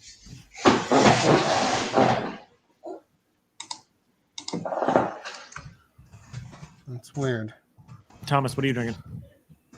Beer. Nice. Mike, what about you? I'm drinking. I actually just finished this one. It's this is local to me. This is like about 20 miles away. I'm really digging these guys, and this is my favorite beer in their core range. So it's just like a ale. Yeah, it's like an Apple's Ale. It's like a 7.8%. They call it the Pacific IPA, which is rather specific. Oh God, that was one of the worst puns I've ever done. Yeah, I wasn't gonna say anything. Jesus fucking Christ! No, it's like I'm trying to find the hops on here. It does. I thought it always said which hops were on there, but it's brewed with Thai Dragon chili. Nice. So you get this sort of think about like some of these Asian dishes where you get like some of these Asian dishes or some Asian desserts which have like fruit in it, but also like chili. Yeah. So you get this sort of like this sweetness, and you get a little bit of the savory, but you get less like this sort of chili, earthy. It's not like it doesn't really have any heat. I mean, I eat chilies like they're nothing, but it doesn't have that heat of the chili, but it's got like that earthy, spicy. You know what I mean? I like that. No. So yeah, that specific note. And for me, this is one of their best beers. And this is my rye in it. No, there's no rye in it, but because of the Thai Dragon chili. He means like okay, gotcha. sometimes rye would be just that little bit of spiciness almost. Yeah, I know what he means. Some of those rye beers, most rye beers have that sort of spice note, but this is like really earthy, spicy note from that chili. But I like these guys. These guys have been. I filmed a review of their one of their beers earlier today, a new IPA. And for quite a while, they've been, I'm going to be honest, this is them again, Box Beer. And a few years ago, they were, not so great. This particular beer, about 4 years ago, actually got recalled from some pubs because carbonation was very much lacking and people were complaining about it. One of the people who started the brewery actually left. He's on paper he's still an owner, but one of these guys he left, and some other people picked up. They got a new head brewer, and since then their game is kind of like on point. Their core range is pretty solid. They got like pale ales, IPAs. They got a smoked porter. They got a good solid core range, and they do these specials. And I'm within the last 12 months or so, I've been really digging their stuff, and they really found their sweet spot with a good core range and some specials, and I really dig them. And these beers, these two, which I'm drinking today, for like €2.50 in local supermarkets, which is, I think, a great solid price for a solid local brewery. So 100%. locally, I love that. So I've been really digging them, and that's what I've been drinking today. Nice. Yeah. Well, let's keep that conversation going. Mike and Sean, for you guys, what's the new brewery by you guys that you would call local that has been the one that you've been leaning more into as of late? Not necessarily has to be like a crazy electric over the top brewery, just making good beer, and you're just like, this is just great local stuff. Besides Spyglass. What's new? besides Spyglass, Matt. Yeah, conversation stuff. No, it can be Spyglass. It was just funny because honestly, Spyglass is probably the one that I gravitate towards. That one, and then there's also one in Andover, Mass, called Oak and Iron. They don't distribute. They just started canning within the last 6 months or so, maybe the last year. And I've been there a handful of times, and they just make solid stuff. Like, nothing I've ever had there was bad. Nothing blew my socks off. But it's just a cool place to kind of support local, drink some good beer. But definitely Spyglass, and I highly recommend anyone that's in the area trade for it. It's worth it. I really dug that Black is Beautiful that you sent from them. That was on point. That was awesome. They make great stuff. Oh yeah. You're in the same boat, Mike. You'd probably say the same thing, especially for you, because it's like literally hop, skip, and jump local for you, right? Yeah, I mean, it's the other places I've been to in Nashua are either not good or really inconsistent, and so for me, it's really not it's a no-brainer, And even if I go south, towards Sean, the breweries they're not that great. There's some that are good if you go a little further south. But just Lowell breweries are kind of Yeah, that's a fact. And some seemed better until you have Spyglass. Then you're like, Yeah. When someone local kind of shows people how it's done, makes everything else. It's not like it doesn't. They say a rising tide raises all ships. Doesn't do it here. It just makes everyone, just shows you how they're fucking up, What would you say, Keith, for us? What's the local people doing the best for us? Best for me and you, not necessarily the best brewery, but I'm just saying, if you're just you have to hit one local brewery and get a multitude of beers from somebody. It's hard to say new because there's really not much new around us, is there? Yeah. I mean, everybody's at least a few years old. Yeah. Katie just mentioned Chilton Mill. That place. I like them. Yeah, they do nice stuff. We went there the first time together, right? Isn't that when we went there? Yeah. I like what I've had from that place, yeah. But they don't allow dogs, so they're off the list. Oh, that stinks. Even outside? No, I'm joking. No, I don't know if you can or not. I know you can't have them inside, but it's their tap room is the size of my beer room. Let's put it down. Fair enough. That sounds like a good thing, though. I don't know. I mean, as far as local stuff that like, I mean, I would say Manskirt, just because like they do all the stuff that I enjoy. Manskirt was good when we went. That was the second one for sure. The one where we got the alley food, right? Okay, yeah. I really like that place. Yeah, I remember they had like a bitter or something like that, and it was served properly. It was really good. And that's the thing, though. Like, I understand where you're coming from, and I really do enjoy Manskirt, but they're very one note. I was there once, right? With their ethos, With their ethos, plus, let's put it this way: if I said we can go to one brewery today, and we're not driving, and we can either go to Bond or Manskirt, which one are we going to?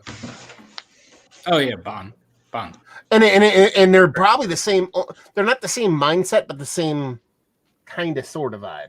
Yeah, you know what I mean? As far as the beers they produce, and they've been around the same amount of time. That's what I mean. It's not a matter of me knocking Manskirt. I was thinking like super local. Super. Well, then you have two choices. Yeah. Four if you count Jersey Girl. Yeah. Oh God. Sorry. Tell us how you really feel. That was a really instinctual reaction. I'm sorry.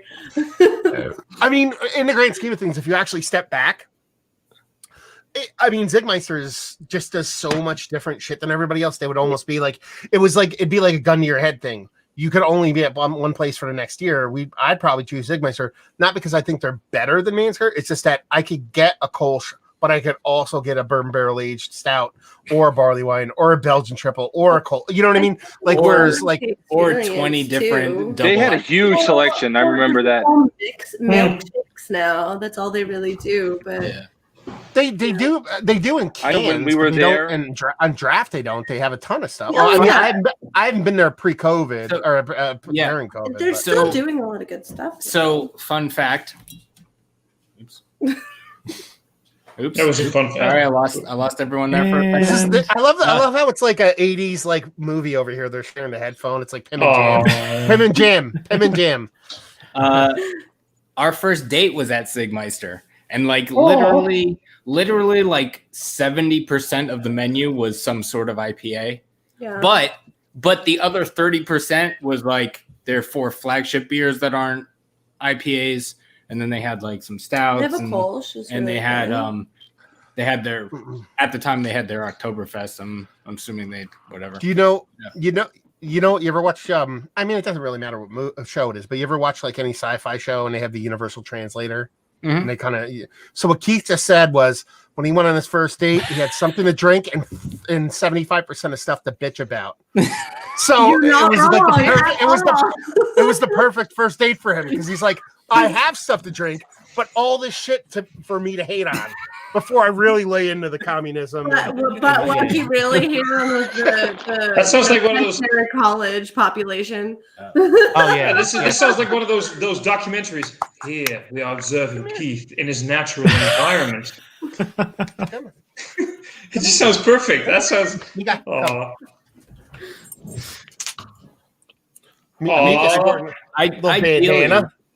Ideally, a brewery that has only one beer on tap that I really love, and all the rest of the beers are like IPAs is like my right where I want to be. And you just have to make sure everyone's watching you only drink that one lager. Right? Yeah. Like everyone has to see you drink that lager. No, but I want the lager, everyone. I want the lager over here. I'm not ordering an IPA. It's lager because all these other IPA heads, they're just really going with the flow and just doing everything everybody else is doing, and it's so freaking capitalistic. Whatever. Okay, let's try this then. Keith, give me your answer. Let's take a 40-minute drive radius from where we are right now. If you could have one brewery that you'd put close to where you live, where would it be? Like if you just take that one brewery and be like, okay, they're going to be close to me now, and then that would be my local place. Does the question still stand? Like you don't have to drive, or just where you want it local? Because when you said No, you but don't have well, to drive, I'm it's a very valid like caveat to that question. We talked about this before you came out of here. Local is very different for everybody else. I have to drive 30 minutes to get to any brewery. Oh, so for me, local is 30 to minutes to an hour for me. Whereas if I live, no, it's like you get home. What? It's like 20 minutes. Yeah. From where I live to Zigmeister is exactly 26 minutes. Yeah, 20. There you go. Which is closer to 20 than 30. Than what you said. I said no. I said almost. I have to drive 30 minutes to get to any brewery, pretty much. Yeah. I said to Keith, any brewery within a 40-minute ride, you could pull closer. Is that a give or take 40-minute? Because I would say I would say Bomb Place. Oh, see, I thought you guessed differently. Okay, fair enough. Oh, what do you think I was going to say? Conclave. Nah, I would go. Conclave does good stuff, and they're one of the breweries that I enjoy their IPAs like more than like most places these days. But I think Bond, because Bond does their IPAs differently, and I like the English style more. So like all of their beers are more my tastes like meadow, like a meadow. Exactly. Yeah, I would say Bomb Place. Conclave would be my runner-up. Okay, fair enough. Yeah. Anyway, where ahead. Wouldn't you go? That's For kind of beer? I'm kind of curious. Is there anything local to you that makes you go like, no? Fort Nonsense. Mm-hmm. We have two specifically for sure. Like I could get to a brewery in 5 minutes right now. No, wouldn't go. Fort Nonsense because, and for me, I have to preface it because I just don't want to be that guy. But Fort Nonsense because all the beers that I would say 80% of the beers I had from them I just didn't like them. But the straw that broke the camel's back is I went there and they were not busy at all. Like not busy at all. I'm sitting at their bar. Their bar is about the size of my table. Mm-hmm. And that's not an exaggeration. And I'm sitting and they only have 2 seats at the bar. Like everything else is to walk up to and get beer. And I sat there, my wife ordered a beer, like a half pour, and I finished it. And it took them exactly 28 minutes to ask me if I wanted another one. Wow. And there was nobody else there. I think because we went there, that was the first time you were there, right? The time we went? Yeah, and this is like maybe the 4th or 5th time I went there. It wasn't like a singular experience. Yeah, I think when we went there, that was the only time I've been there. I think there was we went twice. Because we went once, I think, for the first time, and then when we were coming back, I think we stopped on the way back from down interviewing Icarus, maybe. Remember, we stopped back. I think me and you went twice, but regardless, go ahead. I think, well, if we were there 2 times, I don't really remember the second time. And the first time, I think there was only one beer that was like good. Yeah. That I was like, oh, I enjoy this. And then the rest of them were like, this is fine. Whatever. Yeah. Sorry, I'm just seeing this. I just noticed this is Keith, that one meme of the dog in the burning bar. This is fine. Oh, this is fine. This is literally Keith sitting in this bar with shit that he really freaking doesn't like. He's just Mike talking about New Hampshire. Yeah, that's fact. This is fine. Yeah, I have Spyglass. After the pandemic, me and Mike are gonna start a channel, and we're just gonna travel around the country and go to like breweries and drink beer and talk about how there's no good beer in New Hampshire. Why are we here? What is this shithole anyway? No good beer in New Hampshire. Why are we drinking this? It's like you know that pretty I was gonna make a joke. I was gonna make a joke that would land with nobody, but I'm gonna still tell it. There was an old program back when I was a kid. It was called Marty Stauffer's Wild America. That nobody knows about. It was basically like a wildlife guy. You think of like what was that? Who was the guy who died from the stingray? Steve Irwin. Steve Irwin. It was like the Americanized version of that. It was basically some guy who looked like a lumberjack who went around the country and filmed animals and stuff. And it was on like PBS and shit. So it should be like it's like Mike and Keith fuck New Hampshire. Like everything's what sucks more than New Hampshire? And then that's just you guys going around and be like, nah, this doesn't suck as bad as New Hampshire. That's the whole show. That would be a great like grading system. Like, is it worse or less worse than New Hampshire? You know, Matt, let me say something about New Hampshire real fast. For all New Hampshire's failings, this time at least, they voted Democrat. Oh, So, because I mean, I know there's not a lot of electoral votes from New Hampshire, but there's some, and this time all of them counted. You know, hopefully. Really, but that's so because I don't know. I'll admit I know nothing about the entire political system of the United States, but from what I always gathered from like movies and shows and whatever, and from what I gathered from the internet, I always thought that New Hampshire would be like more democratic. I don't know why. I always got this vibe. No, like it New was Hampshire's more. a bunch of hillbillies. It depends where you are. The more further north you go, Yeah, yes. where I am, it. Yeah, where You're I on am, the cusp. I'm right at the, Yeah. like the Mass border, more or less. Yeah.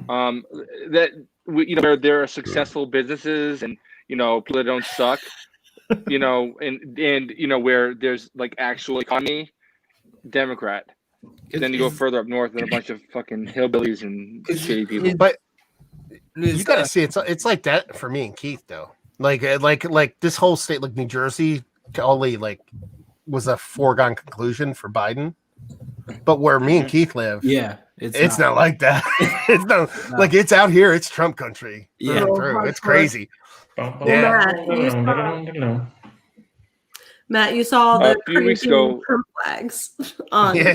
Lake. Yeah. You like where I live, people that don't vote for Trump, they hang like Trump. 20 foot by 40 foot banners in trees that say "fuck the bullshit," like literally hanging like in trees randomly. Why? 2020, like fuck the bullshit, and it'll be like hanging in the tree. You'll pull up to an intersection, it'll just be like there. Wait, I feel assaulted at this time. Who asked why? Why? No, but why? Thomas, because if it's big enough, they'll change their minds. If it's big and loud enough, people will change their minds. That's why. So see, I'm like 6'4", and I'm pretty tall and I'm pretty big. Are you really? People don't. Wow. People don't. 6'3", 6'4", yeah, something like that.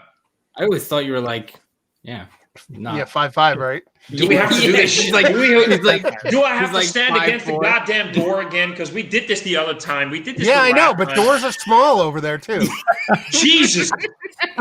100. You go Google this. You're gonna shit. need to get a 100. ruler on your wall.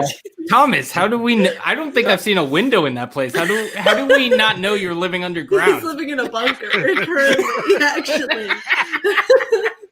And you just blew his fucking spot up, right? I'll fucking do it. I'll fucking do it again. I'll stand next to the door, which we have no perspective. Like we don't know how that door could be a 5 foot high door. Oh, no. You could be a leper. You could be living in like a hobbit It could be a situation of, like, exactly. Hobo's house. Exactly. So Thomas, how about you in millimeters?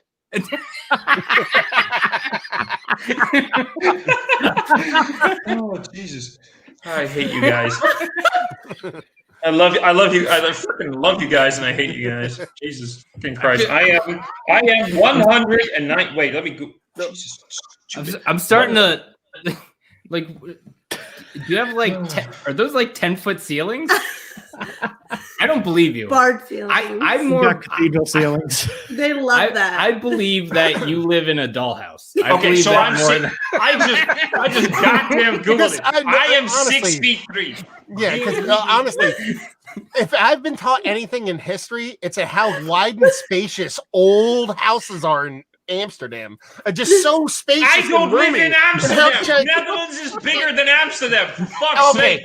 Holland, the Everywhere. Netherlands is not Holland, and Holland is not Amsterdam. All of For my fuck's sake. relatives who came over from overseas Look. have always been like, your tiny American houses are so cramped We have such spacious living quarters over there. No, it's not my problem that half of our buildings are older than your country. Yeah, but what I'm saying is, when your buildings are built, humans max out at like 410. Like, why would they build?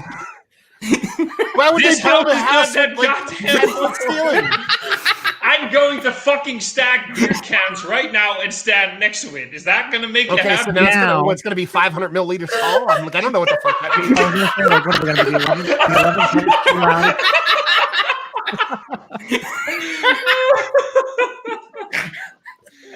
Oh no, man! Yeah, no, this is funny because Adam is just now responding. Oh God, he thought that Jim was taller than I was, and Jim is like 6 feet. I'm bigger than Jim. Wait, what? I messed that one up, didn't I? Yeah. Anyway, yeah, I'm tall. I'm all like the kidding. Tall. All the kidding aside, I'm not even joking. I really assumed Thomas was like 5'7". I'm not even joking. He seemed like a small fella. I could tell you were tall. What's wrong with being Okay, all of you, go to my. If all of you who you guys are my Facebook friends, right? Go to my Facebook page. Go to my Facebook page and check out my header. Check out my header image. That's how tall I am. We should all put together like, is it like we should put together like a truther site for Thomas's height and just like fucking like dox him in the like 4 foot tall. Go to my Facebook page. Go.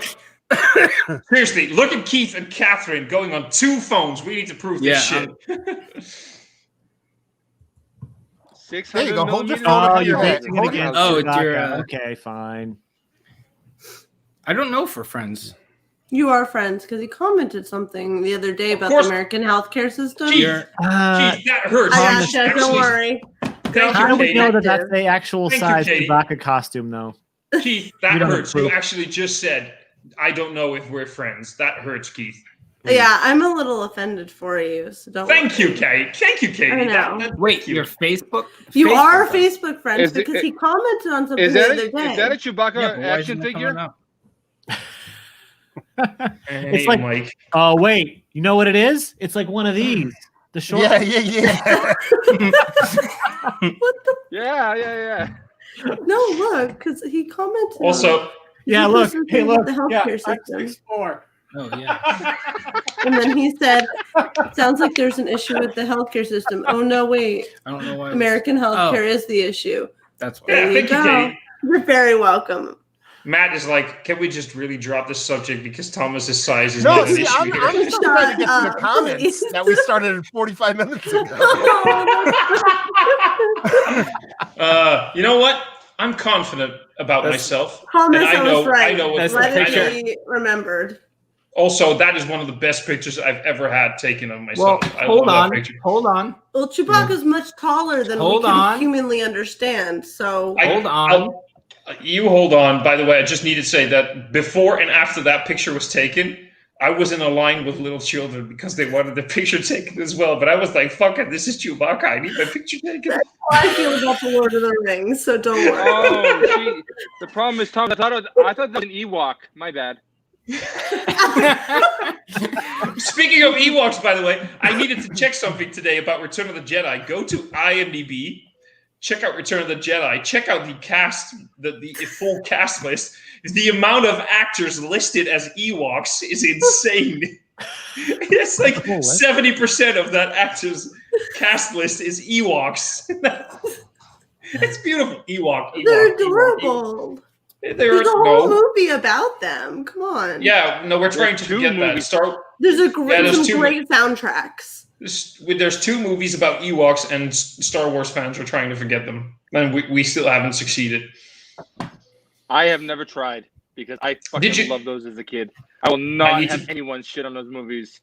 Oh, I know what you mean. By the way, did you guys? Movies? So excellent. Did you guys, by the way, hear just quickly because I just mentioned this? Did you guys hear, by the way, that Monica Lewinsky wrote a book? What? Is it just pictures of her Twitter feed? No, it's called how. No, it's called How to Succeed at the White House. Hell yeah, bitch! I love her. I'm sorry. Wow. Is it succeed like SUCK? Yes, No, I'm not saying anything. I'm like- just saying it happened. How to succeed at the White House. How much, like, Chapter 1. you've had this joke like loaded in your holster the whole time in Nats. You pull it out during a Star Wars segment. Like, you couldn't have waited for like us to talk about like something even closer. It pops up in my head. This is a Dutch joke that's like 15 years old. Dutch people have been mentioning this joke like 3 times a day since what? When did that shit happen? 90 something. When? Yeah, exactly. You tell us when it happened. I don't know. It's American politics. Who cares? That's what we most Americans feel. So exactly. That's how we Europeans feel about it. Oh, yeah. Says the guy who goes in the chat's like, "What's going on with Trump? I can't find everything I need to find." I know. Because we don't care. We don't care. But you literally ask us all the time what's going on. I need to know because I need to know. Because you care. It's called you care. I care about you guys. I care about the mental health of my friends. He bought it. It's his house. He's never leaving. I love that. For a second, and Matt, I hey Mike, hold up that can. Hold up the can. For Soul. Matt, for a second, I thought that's what it was. Yeah. You don't have to tell me, dude. I thought earlier I saw it. I was like, What? What is it? Titties? Oh my god, I forgot about that beer. That beer was delicious. Beetlejuice. No, reference. get the brewery. Oh God, Jesus! There we go. Oh yeah, shake. Shake, Sonora. Drink it all about. Okay, comments. Let's get through these so we can not get through them further. Douglas saying what's up. Hi. He might have visited somebody recently. Let's see what else we have here.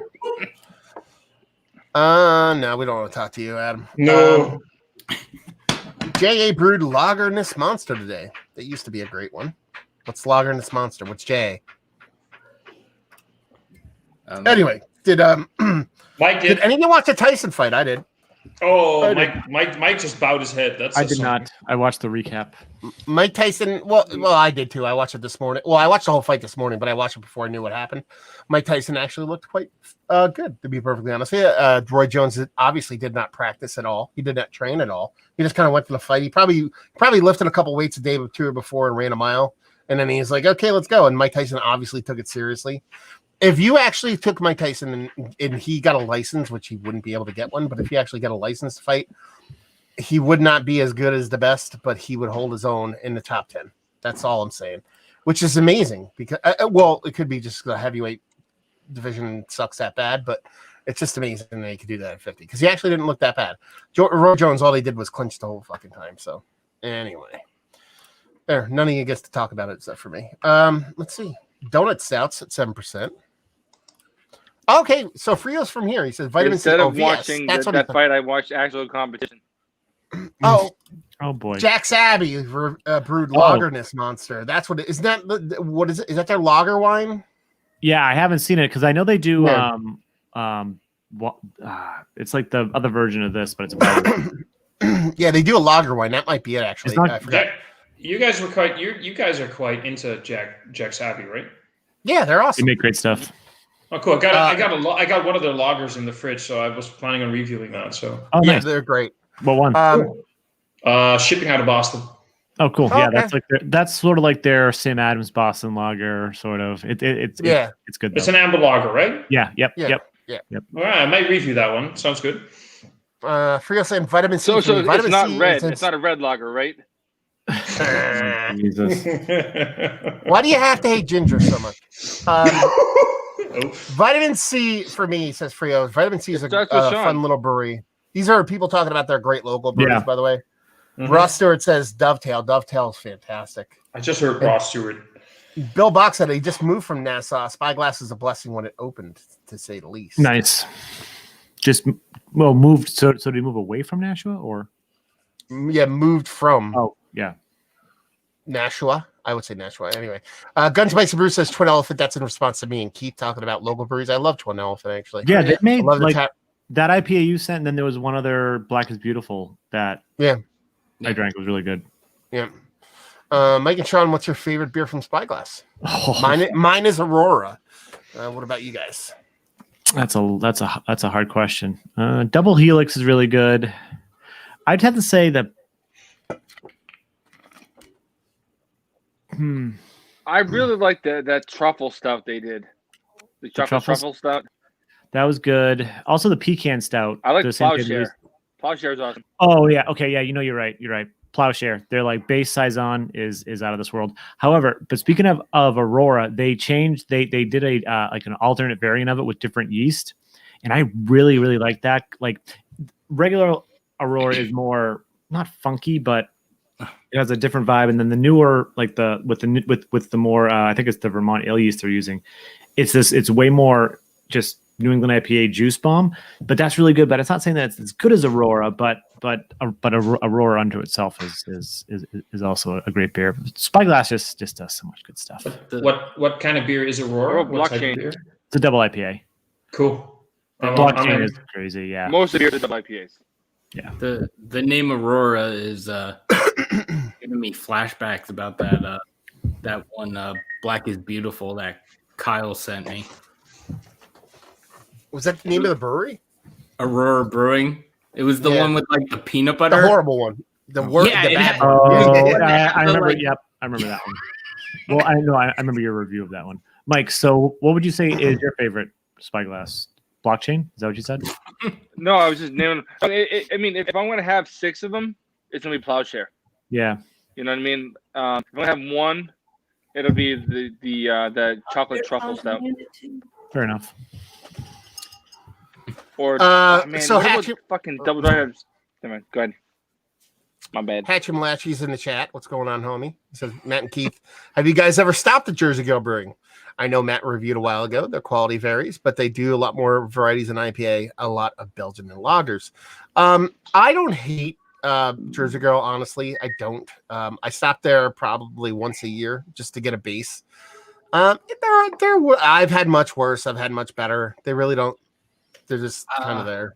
I've never been there, and I haven't had a whole lot of their beers, but I picked up a 4-pack of their Schwartz beer one time, and I thought I enjoyed it. So, but I think they're very hit or miss, and they're very inconsistent, and their cans sit for a long time. So, like, I had like a 3.5% Citra Pale Ale there that was really good, and then I took a can of it home, and it sucked. And then but then I've had a couple of they do this weird barrel age program that they do this kind of blending barrel age thing that every now and then it can be good, but they're just all over the place. A lot of their fruity stuff comes off like Flintstone vitamin-y for me. They had an elderberry that was just so sweet that I could not drink it. Yeah. Yes, I don't mind them. And just because they do a lot of different stuff isn't a great thing. I mean, there's 2 different breweries that open. There's Zigmeister, then there's Manskirt. And I don't mean it as a negative. I mean it as in Zigmeister was opened from a pro brewer who worked at a brewery for many, many years. And then you have Manskirt, which is a home brewer who decided to make the leap. So when you have a home brewer that decides to make the leap, then you get more home brewery type beers, which is what Jersey Girl is. So you see a lot more kind of amber ales and wee heavies and all the stuff that a lot of home brewers kind of nerd out over, as opposed to commercially kind of tiled in beers and stuff like that. And that's kind of how Jersey Girl kind of leans towards me, is that it was like somebody that wanted to open a brewery that liked home brewing. Yeah. Manskirt will be forever my favorite around here. Super local brewery, because their wee heavy is so good. And it's such an underrated style, by the way, the wee heavy. Their wee heavy is so good. I love it. But then also, I forget what the other one is. It's a dark beer. I don't think it's a dark mild or anything like that, but they have it on nitro sometimes, and it's just I don't know. No, I think it is the dark mild, because I remember having a nitro beer when we were there.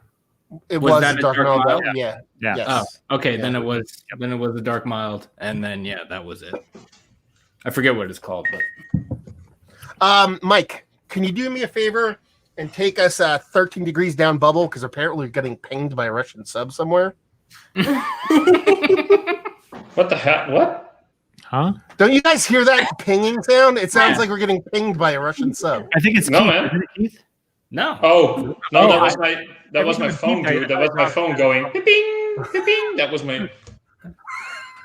I was getting messages on WhatsApp. Thomas is so tall. He's like Matt, 40 I feet haven't away heard the from word. phone.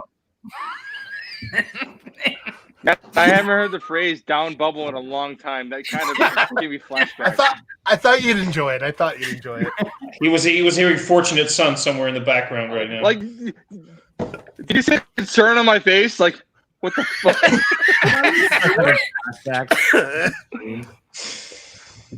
Come on, I love me some submarine movies. Crimson Tide. I should watch Hunt for Red Crimson October. Tide, and the second best submarine movie ever made, Down Periscope with Kelsey Grammer. Down Periscope. Holy shit, that movie is brilliant. That's the best submarine movie. That's great. Going on a more serious note, I really like. It is. I can assure you that movie is closer to how people behave on submarines than anything I've ever seen. Like I'll believe that. Red October, or you watch Run Silent, Run Deep, all that bullshit. It's all just dramatic nonsense. It's basically people being shitty to each other and being the worst fucking human beings and being racist and horrible. The whole thing is just fucking nightmare, honestly. Dude, you get into the bubble. You're describing day-to-day life in retail.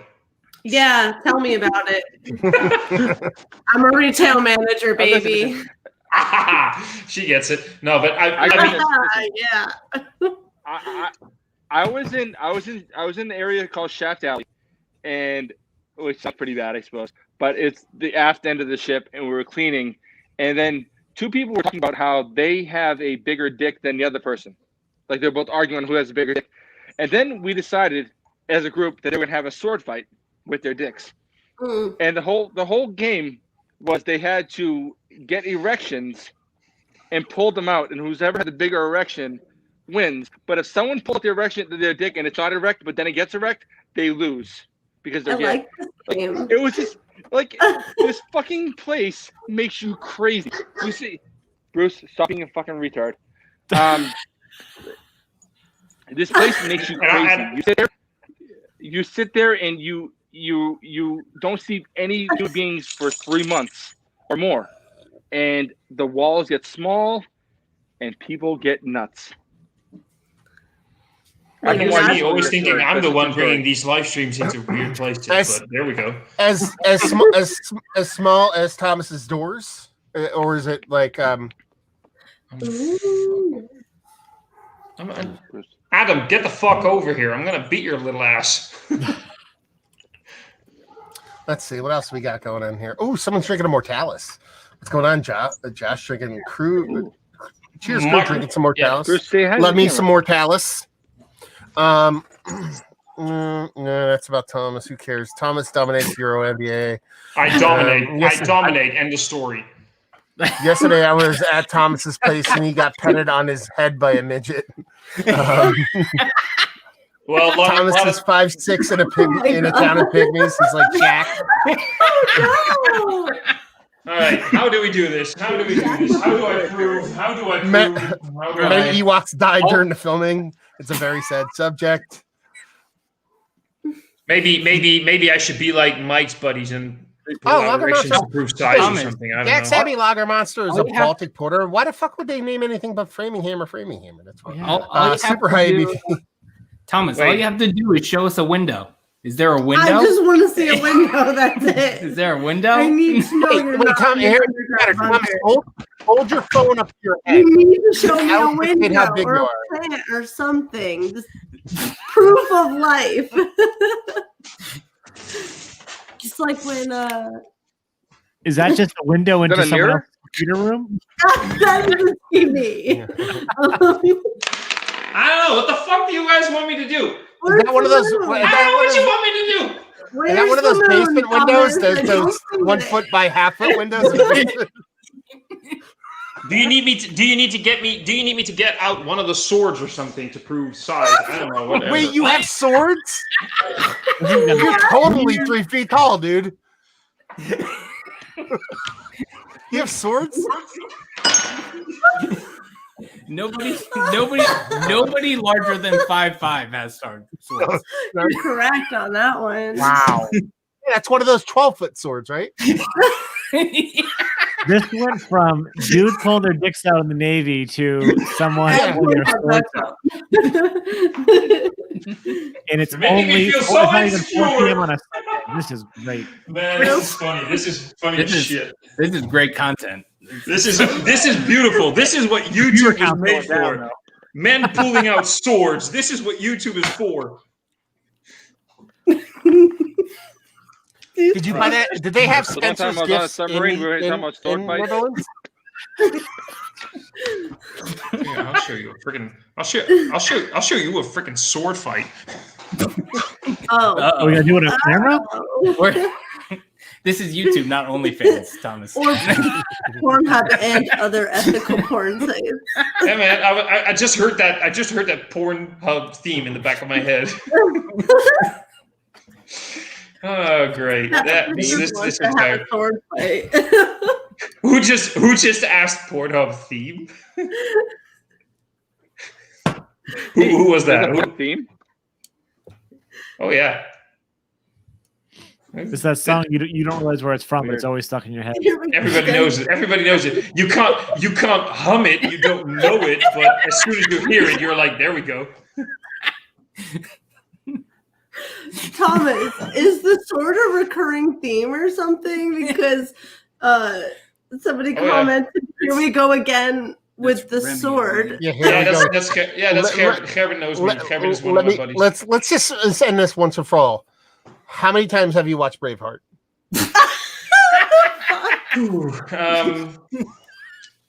They may take our lives, but they will never take our makeup.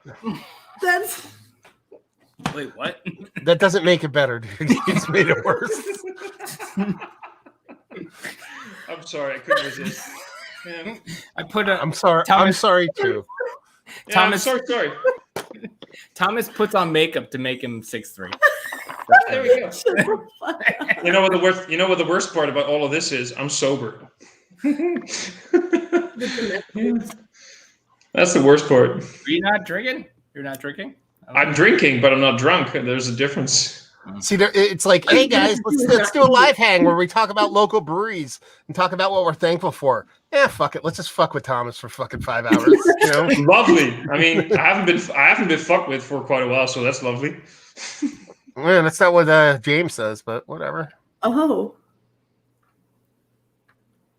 What is that? Whoa, whoa. That sounds lovely. Whoa. Wait, See, that's the kind of stuff you're not allowed to do. You can't say you made a lambic and put it in a can. I'm sorry. What? No, that did not. Did that say lambic? Yeah, It's a framboise. Raspberry. Well, framboise basically means fucking raspberry. It's but they're calling it lambic. You can't put a lambic in a can, man. Like I understand there's the whole like lambic. You can't call stuff lambic, and there's a whole snooty thing about it. But I think you should draw the line in a can. A little bit. Well, here we are drinking it out of a can. It's lambic-y. Well, that's what they should write on there. Lambic inspired, lambic dash. Let's do with Kolsch's lambic style ale. Oh yes. Nope. Mike, nobody can hear you. Oh, he's not talking to us. On purpose. Yeah, he's not talking to us. Okay, sorry. I didn't realize he muted himself. Yeah. Talking to my I brother. just realized, Matt, I have full Okay. control over this as well. I didn't think anything of it when I joined. I'm surprised it actually let me join. Why? It logged in the same account. It What? shouldn't matter, I would imagine, because you just clicked No, on the but- link, right? Yeah, but you can log in from the same account on different devices because you can log in onto the same account with different devices. Because I was like, this is weird. I have like control over everything. Does everyone have control over everything when they log into the I stream? got you. I got you. I think if I wanted to, Oh no, I can do like this. No, I'm not gonna do it, but I could drop Matt from the stream. You should. I would. Yeah, we can go in here. We can make this Nerd Sense. Let's make it a Nerd Sense jam. Where do we find it? This is the way we that up there. We'll put that live with StreamYard. We can get a little festive. Oh, someone joined. Oh,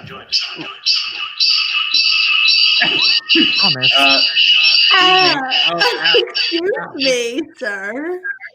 Yeah, that's the second device. Like I said, you can do that. I have no hearing the jokes on you. No, because Matt's using our account because I paid for it. So we're both logged in the same account, but like admins.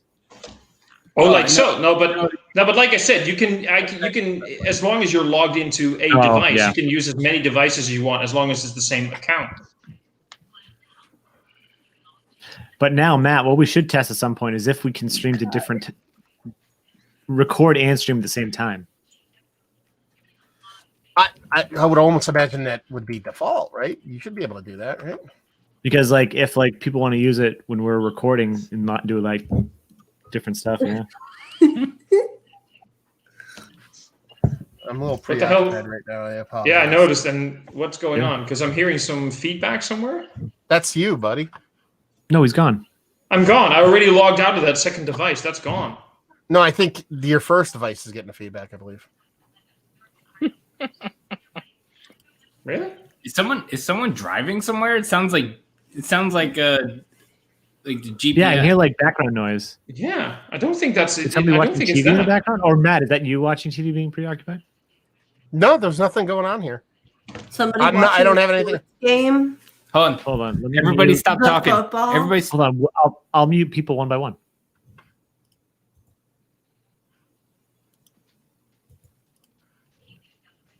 Everyone's unmuted and I don't hear it anymore. Wait. No, it's still there. Wait. Mm-hmm. It's Mike. There's nothing going on here. That's so crazy. Is there a lady talking? Is it? Somebody watching TV there? Where's Chan and Josh? Are they like close by? Shan is Wait, mad at me somewhere. You have AirPods in, Mike? Take one out. Yeah, take them. Listen to around you. Is there anything? Can you hear anything? Oh, it's gone now. Yeah. That's weird. He took his air. Oh, Mike. It's coming from inside Mike's you head. Might have like Spotify. What's that one show called again? With the guy with that one? Sometimes when I'm on the phone, my Spotify will keep playing, and I can kind of hear it when I'm on the phone. So maybe I don't know.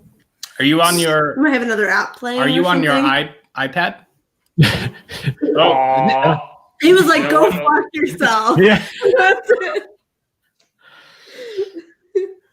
So anyway, guys, it just passed 10 p.m. here, and I want to sort of cool down on the couch with a beer and a movie. So I'm gonna head off.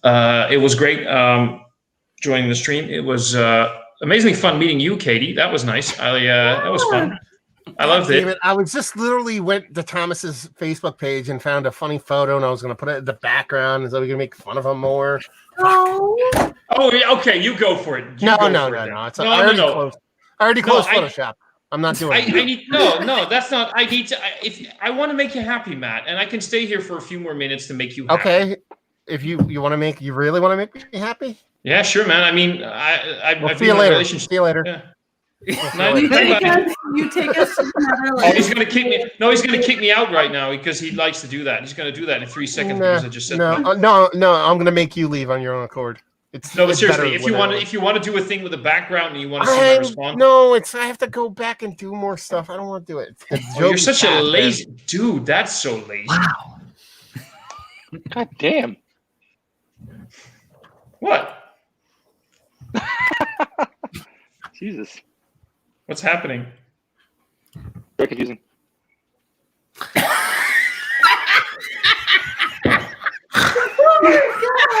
Sorry. Yeah, when I used to be a chubby bastard. All right, George Michael. Fun backstory.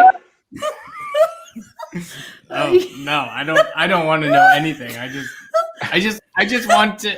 What a fully experience. Yeah. Wow. So how long were you the singer of Wham? No, I just What? need everybody to be quiet. For a second. Last Christmas. Moment of silence. Not everybody in Netherlands smokes weed. Oh, okay.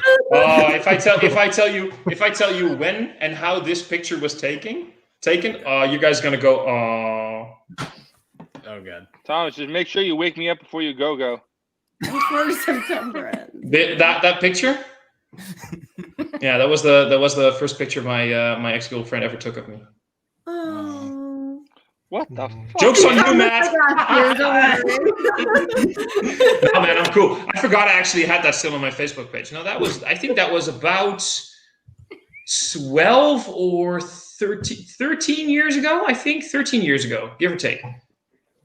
Yeah, that was like I was 25. Oh. I think I was like 25. Like, I was a pup. I was a fat, chubby little bastard who drank macro lager and shit like that. So no, that was actually good times. I like that picture. That is actually one of the nicest pictures I think that's out there of me because I like that one.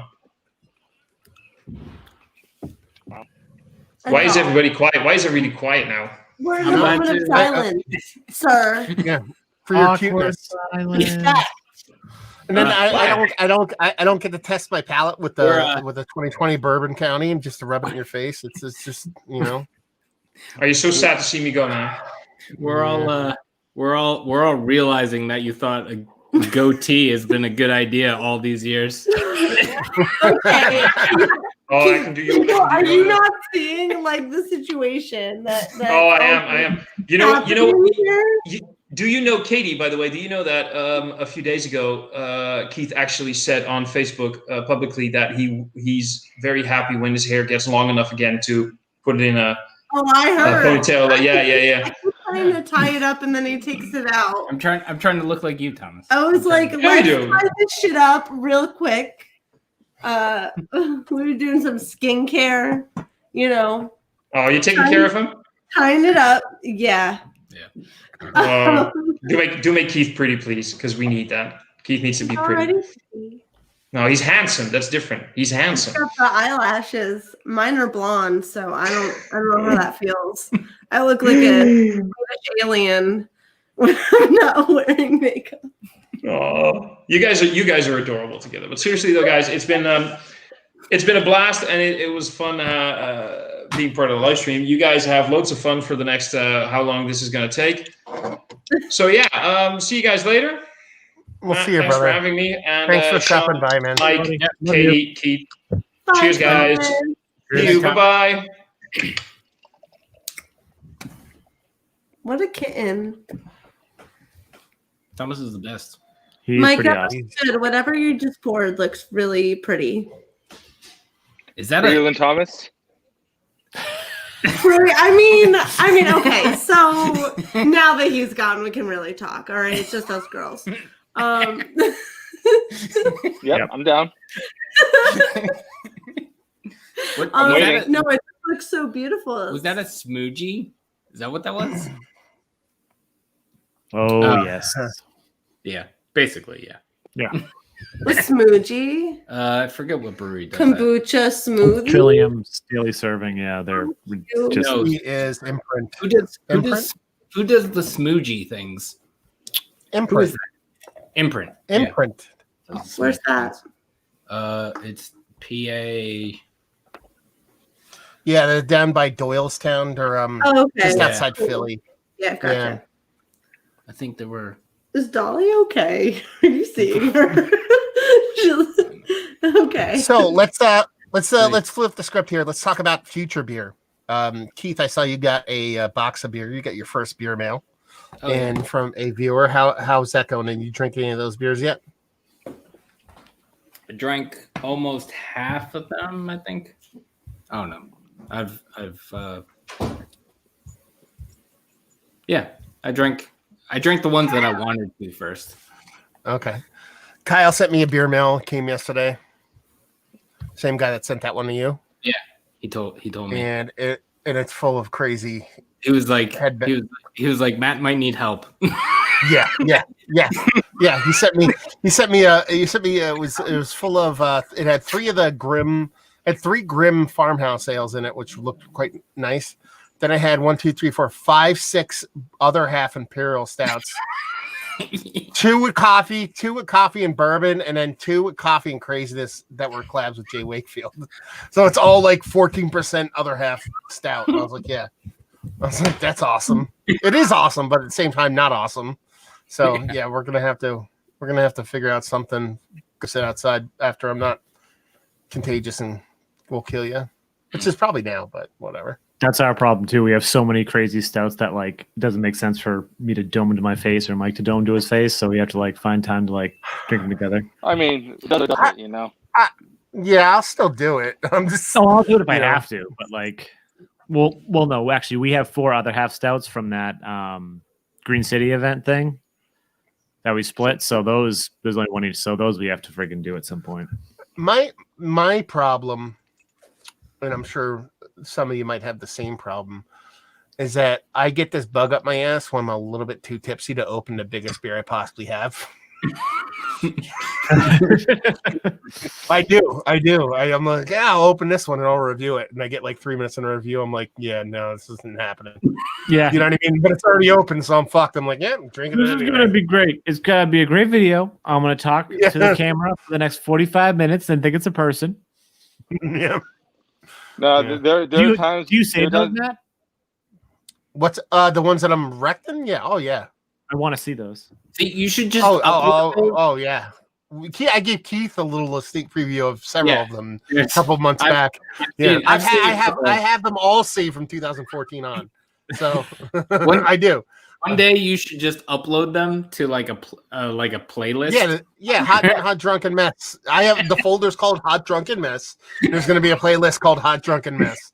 But actually, here's a weird one.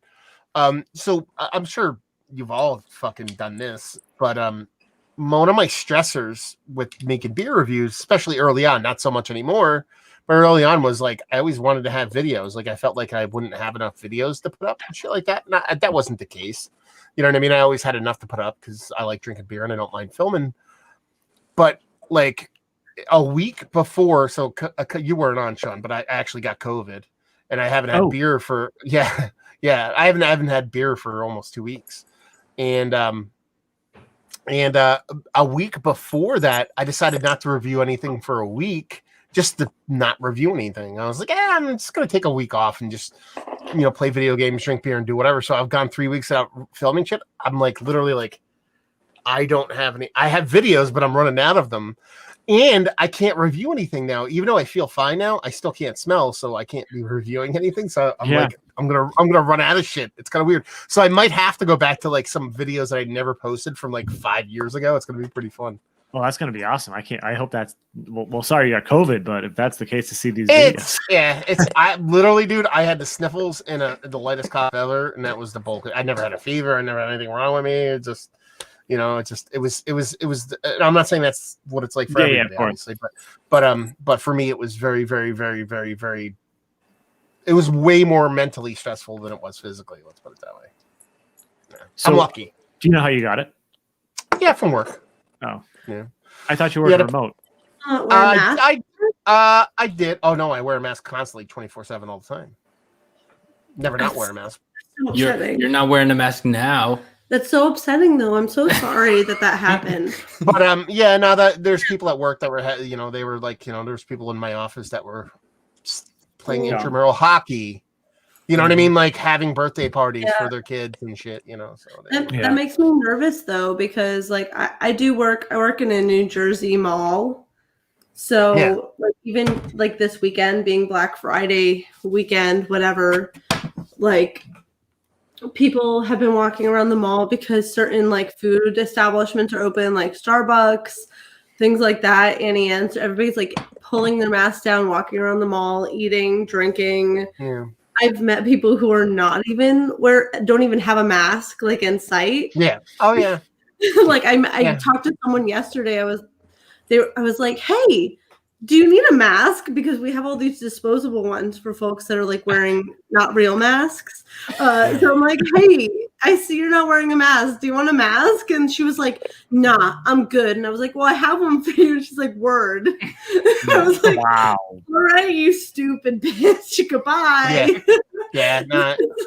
Like my workers, like there's some people that just don't believe it, and I actually, let's put it this way, like there's like a couple of people that work. I work in a company that's like the building's gigantic, so I don't see all the people all the time. But that like I'm the weird guy that everybody would look at and be like, he's taking this overly serious. That like I never know. The only time I would ever take my mask off is when I had to eat or drink. You're the you know what I mean? one. That's the thing. That's no. What I'm saying is like I had two people from our company like text me out of the blue saying we feel bad for you because you're like literally like one of the people that actually gave a shit and like you got the short end of the stick. Now in the grand scheme of things, I ended up lucky because nothing. I mean, hypothetically, something could still happen to me. It's but at this point, being technically over 10 days into it, symptom wise. It's like I've not even got close to being sick. So chances are I'm fine. That's good. That's it's really good. I mean, a coworker of mine, her whole family got it. Her dad like had it 6 months ago, and he still has no sense of taste whatsoever. So I don't know. That's really awesome that they caught it so early because I feel like the long-term impacts are going to be more than we actually even know yet. So it could be. What it could also be because it's also like weird. It's going to be funny when I go back. I'm going to take probably work from home probably for the rest of the year at least. That's smart. Go back for a little bit in the early of next year, and then with the amazing internet of Locust Lake Road. Actually, I have really good internet. Are you kidding me?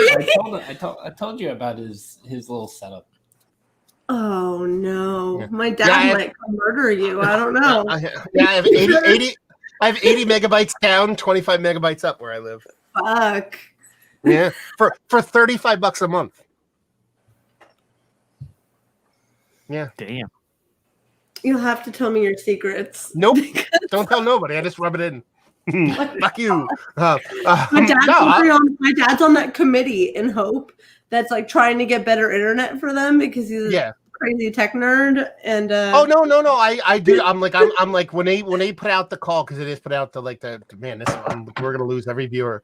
When they had a town meeting and they actually said, okay, give us your number, and so we could call and talk to this Planet fucking cable people to run shit to your house. I was like the first person on the list. I was like the first person on the list. Same with my dad. Yeah. But But yeah. No, if you want to know how to do it, it's easy. It costs like $300 to get set up, and then once you're after that, then it's like $35 a month.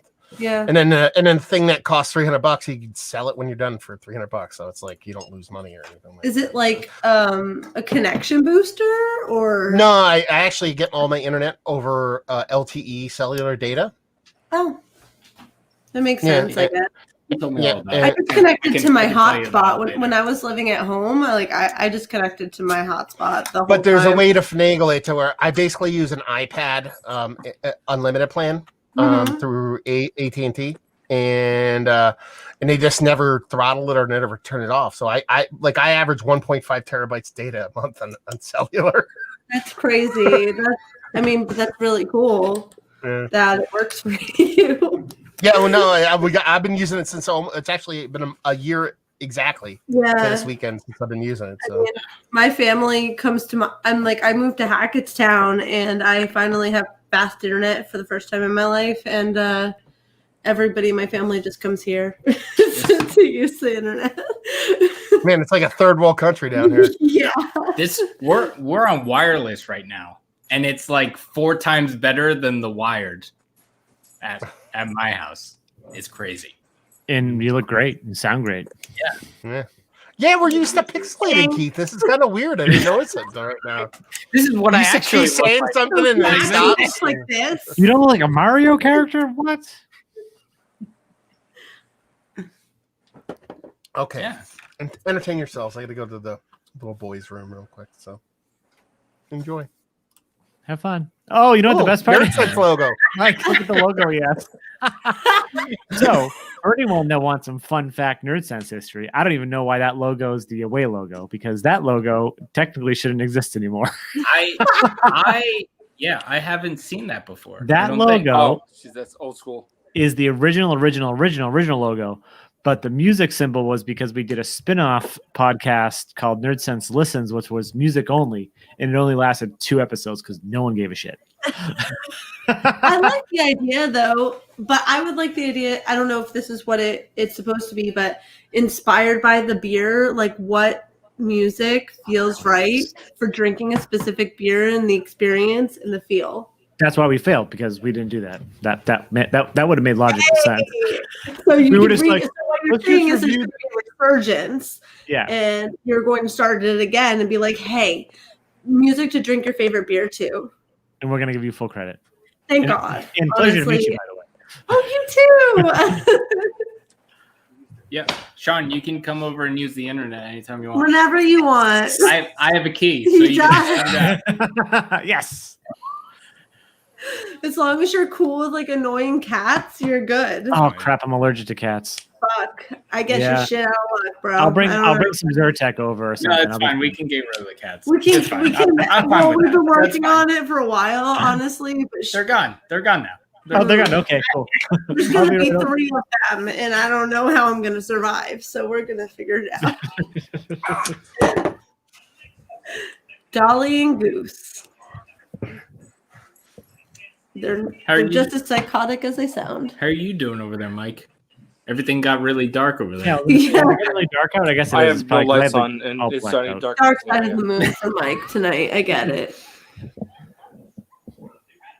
You seem very somber. No, I'm good. I think. I don't know. Maybe. I think we'll see. Could change. Stay tuned. Well, actually, there's some comments. I could just. Oh, right. You've got I have control, control. right? Do you like Metallica when drinking beer? I find. I'll answer this one. Yeah, I'll answer this one. I find that I actually like Metallica more lately when drinking beer. Before I used to love Metallica growing up, but now I'm like, I'm gonna make it drunk. And I'm like, oh, I remember when I was like 17 years old. This music's great. Yeah, that's where it goes. Yeah, I like Metallica fine as long as it's like over 30 years old music. As long as it's over 30 years old. I could even like the other day, someone like I think it was XM, like Fuel was on, and then King Nothing was on. So that was interesting. I like Saint those- I like Anger those, is my favorite album. Hero of the Day, too. Oh, Saint Anger. Oh boy. Matt, I kind of took over for the comments because I'm sorry. It took a lot for me to say that because I What's don't actually feel that way. It was a joke. I don't. I figured it was. Like Oh, I'm no. not. Matt, I said I took over the comments and then, but it was Oh, okay, great. I'm not a huge Metallica fan in general. I'll keep it So up. like, Who's the person I'm thinking of? Not Metallica. I love Metallica. Oh. But it's also, you have to understand, I grew up with Metallica. Like, it's a little bit different. And that's what we're saying. Like, yeah, I did too, but I feel like unless I'm drinking a lot of beer, then I don't like them as much anymore. You I know what actually mean? don't listen to a lot of music when I drink beer, or like, you know what I mean? Like, music to me is car, or it's hanging out as a party. Like I have to be in a specific mood to drink beer on, and guys. listen to music specifically. I'm just gonna mute us for a second because we have to fight right now. That's okay. Like, when did Metallica Ride the Lightning come out? 80. Ride the Lightning. So Ride the Lightning came out when I was 8.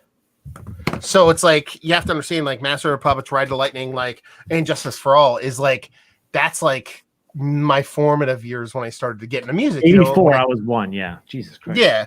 So it's like, you know, like, when they started to produce these albums is like when I started to, like, I really got into music probably when I was 13. That's when I really genuinely started to understand music and started to appreciate it. So that they're like one of those bands. Now, I would never have called myself a metalhead.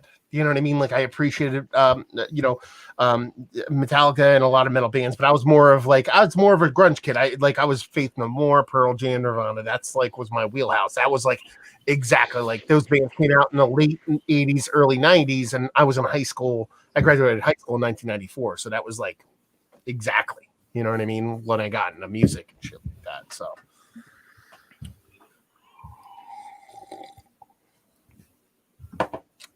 Here's an interesting comment. Do you guys know who started beer tubing in the States? Who was the first person that started beer tubing, technically? When did you start? What year? 2014. Who was there before? A bunch of people. So it was, obviously there was Chris Steltz from Beer Geek Nation. Yep. There was Joe D, a guy named Joe D. There was Better Beer Authority. There was Ryan Rashan. There was like a lot of people. I forget who was like really the first guy though. I forget. But yeah, I mean, I think who was it Joe D? Who was the first beer tuber? Let's see if I can find that out. I doubt you could. What are you gonna? Do you think there's a Wikipedia page for beer tube? No, but I think somebody's written about it before.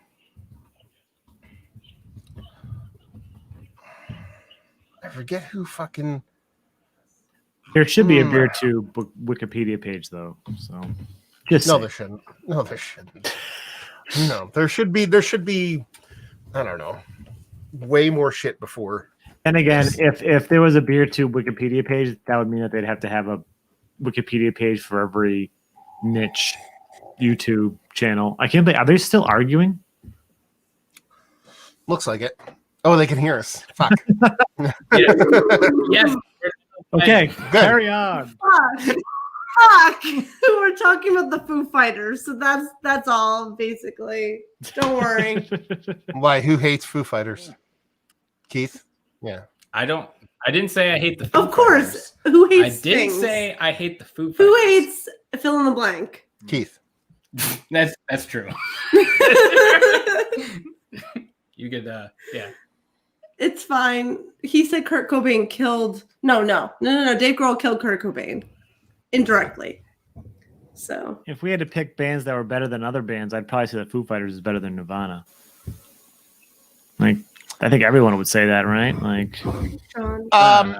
yes, it's actually without a question a fact. Oh, that's funny. Who's more influential is a completely different. Yeah, well, that's a different question. Yeah, that's different. But a lot of people confuse those two things constantly. Would Nirvana have been as, made such an impression though if Kurt Cobain hadn't died? No, not at all. No way. Right. Courtney Love wasn't still alive and doing that damage for them. But it also, honestly, it all comes down to the base not question, but base fact. Nobody's as good as Faith No More, so it all doesn't fucking matter. That's fine. Exactly. Nothing really matters innately, Matt. So Mike Patton had more talent as a vocalist than he did as a songwriter. Mike Patton has more talent as a vocalist than anybody that's ever lived. But I appreciate Mike Patton more than I appreciate his songs. Stop it. Well, but what I'm saying is that both it can be opinion, but it's also fact. He has the highest octave range of sound of any human that's ever lived. Is that true? As far as singing voice, oh yeah, look it up. He has a larger vocal range than anybody that's ever lived. Who? Say that again. Mike Patton. He's not saying highest vocal range. He's saying widest. Most expansive. Most expansive. I'm not even joking. I'm not joking. I did look this up before, and the person that came up was fucking the dude from Slipknot. I'm not joking. I looked this up. I'm being very serious about that. But fuck that guy too. Yeah. Like they actually did a Rolling Stone, or I think it was Rolling Stone, did like a thing about a few years ago about this, and then they didn't include him on the list, and then people are like, what is wrong with you? And then they went and remeasured everything. They're like, yeah, actually it's Mike Patton. We just fucked up. We didn't even include him on the fucking list because nobody thinks about him that way. You know what I mean? They think about him just as just a weirdo or Mr. Bungle or bullshit. You know what I mean? Yeah. That's funny because nobody asked me what my vocal range is. So maybe you can become a pitchfork reviewer, Keith. Yeah. Yeah, but I mean, listen, I hate Mr. Bungle. I don't like it at all. I like Faith No More, I like Peeping Tom, but I'm not saying he's infallible as a musician. But it's, he's the best. He's the fucking best. And this song, I think because honestly, you know what makes me even like him quite a bit more than most is because he made the band Peeping Tom. And if you go listen to he basically said, I'm going to make a group that is all pop music and it's going to be awesome, like awesome pop music. And he did that. I think that takes a lot of talent. I don't think pop music is hard, but to do it the way he did it and to make it work is very, very hard. So when you do something obscure and crazy, it's cool to be that cool guy. Like Keith probably has like 13 bands on a list that none of us knows about that's super obscure that you'd be like, you guys don't even know what you're talking about. But when you don't even know, but maybe you've heard of them. I mean, you probably haven't, but yeah. I've never heard Peeping Tom. I will admit that. I don't think I have either. Like I'm familiar with Mr. Bungle. Yeah. Tom Hawk. Mr. Bungle I've listened to. Keith has absolutely heard it because I played it for him, but we're hammered, so he forgets. Oh, was it like in the car? I'm hammered. If it was in the car, remember that night? No, remember the night we got drunk and then we argued about Elliot, and then we remember that we started listening to like music, and then I started talking about emo shit, and I talked about how I loved Elliot, and you're like. That was the night you were listening to like Sunny Day Real Estate. And stuff? Yeah, we're listening to everything. We're listening to everything. We're jumping around every fucking song. I don't really remember anything about that. Yeah, no, we're yeah. It's right there. Was that Matt's house? No, that was when he was in PA. Oh, this is like 3 years ago. I'm like, Matt, we've been neighbors for so long and you don't even know. I think that might have been like one of the first times we like hung out. Might have been, yeah. It was definitely after a Soul release or something. Yeah. Oh yeah. Actually, it was after a Soul release that we went to Sabatini's and we went to 19 other places. Then we came to my house. Oh my God. Yeah. So that was a night, is what you're saying? Yeah. Night with the dogs. Keith and the dogs. Then Bisto what was it? Peanut Butter would sleep on you, or who would sleep on you? Peanut butter. I heard about peanut butter. R.I.P. Yeah. She was peanut butter. She was cool. Oh, peanut butter. I think he literally looked up pictures just to show me peanut butter. She's in a crock pot in the sky now. Crock pot in the sky. I always joke about crock pot in the sky. I always joke about eating cats. He keeps joking about eating my cats. He's like Dolly, so the little white one that I was holding before. She's fucking psychotic, and he's like, we're gonna turn her into crock pot kitty stew. Wow. She weighs like 3 pounds. That's why we got to use both of them. Oh, God. How lean is she? I mean, she's very lean. Honestly, she's very healthy. Who you really want to probably eat is my other cat, Goose. He is fat. He's a chubby wubby.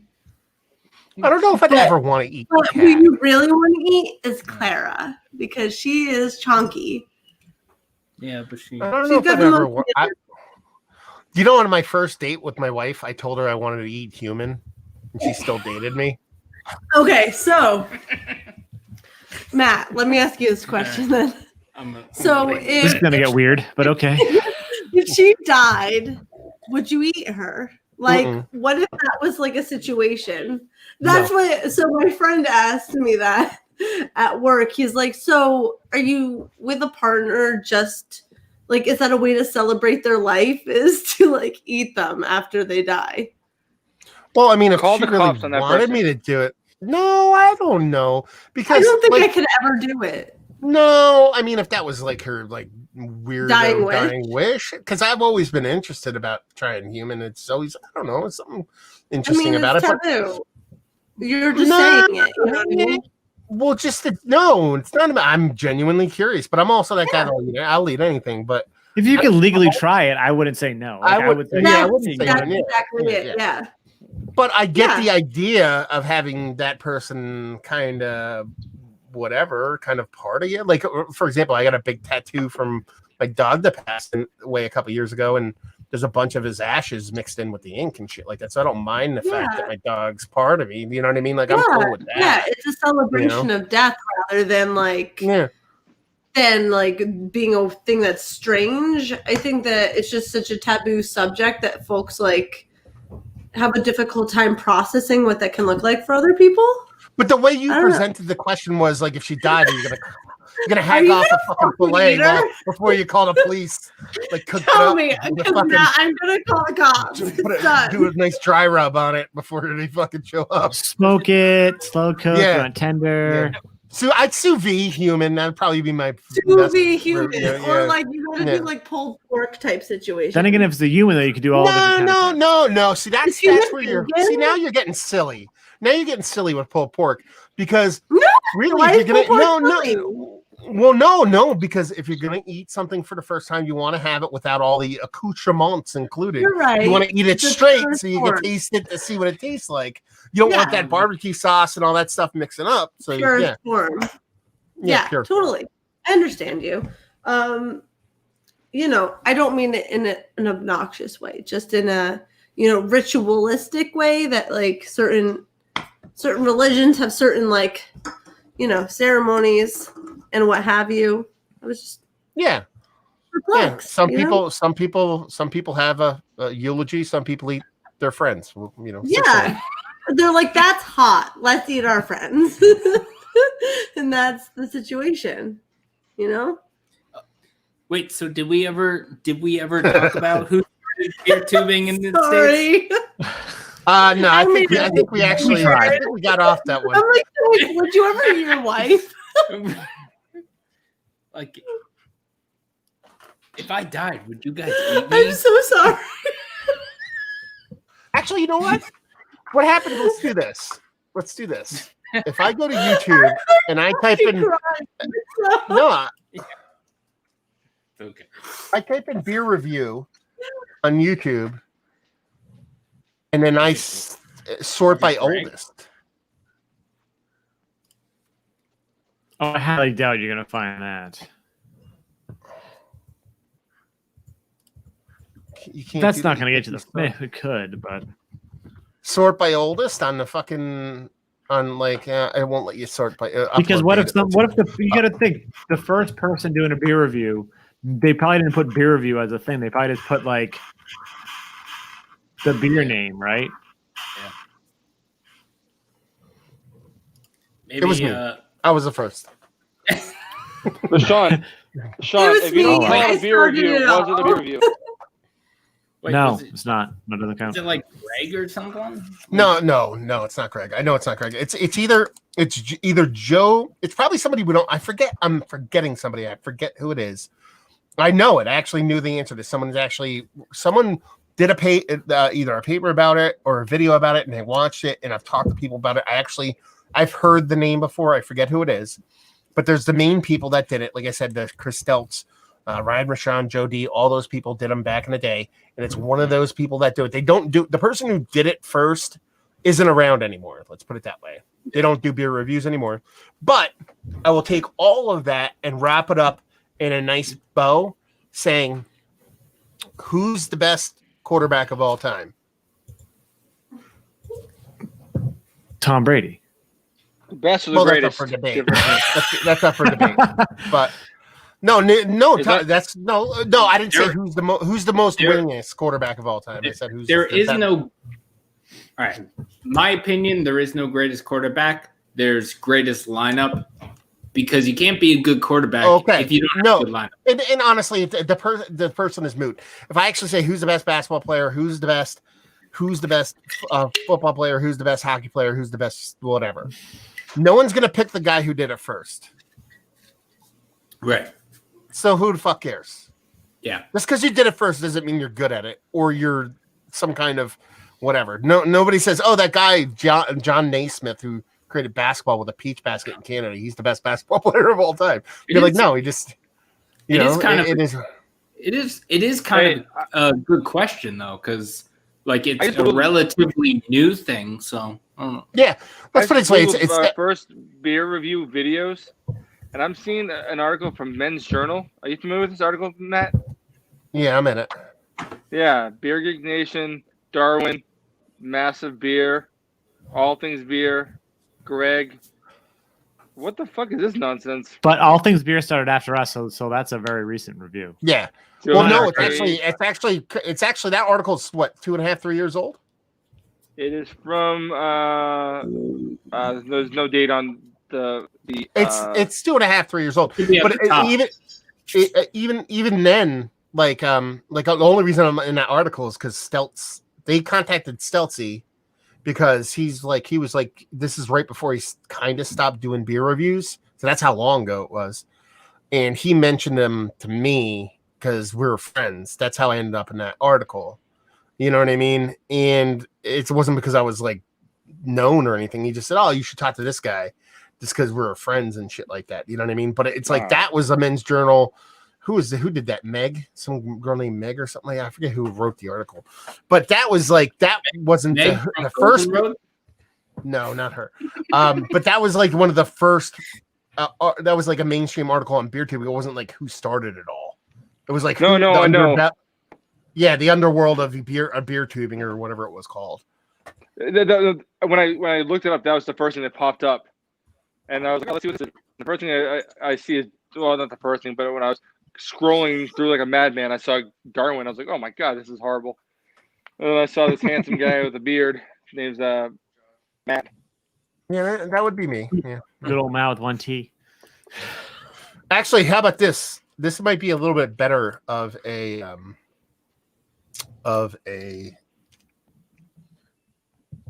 whatever we want to call it. Transition? No, better example? Yeah. Or no, better search search parameters.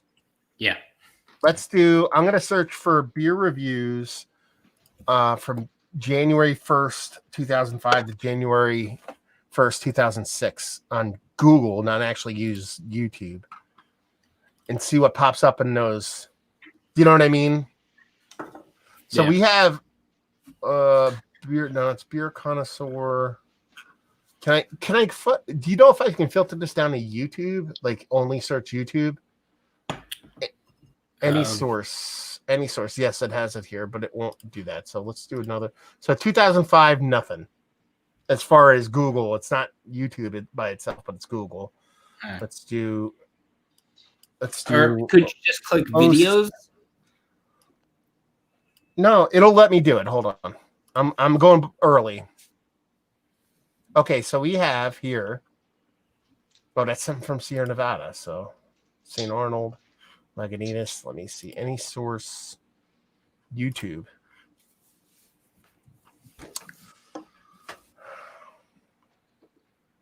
Let's see. No, I don't see anything here. Let's see. Do a custom range of that. I should actually ask Lee from Hoagley Beer Reviews. He would know.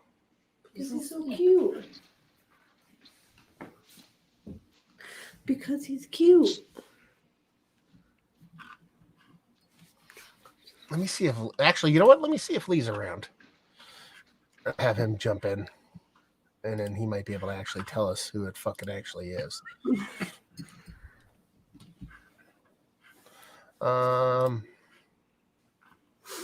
This is Goose.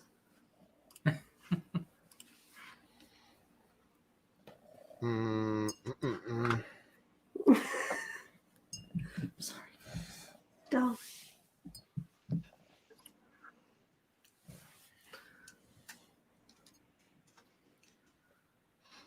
You guys can talk while I'm doing this, by the way. Absolutely not. Okay, perfect.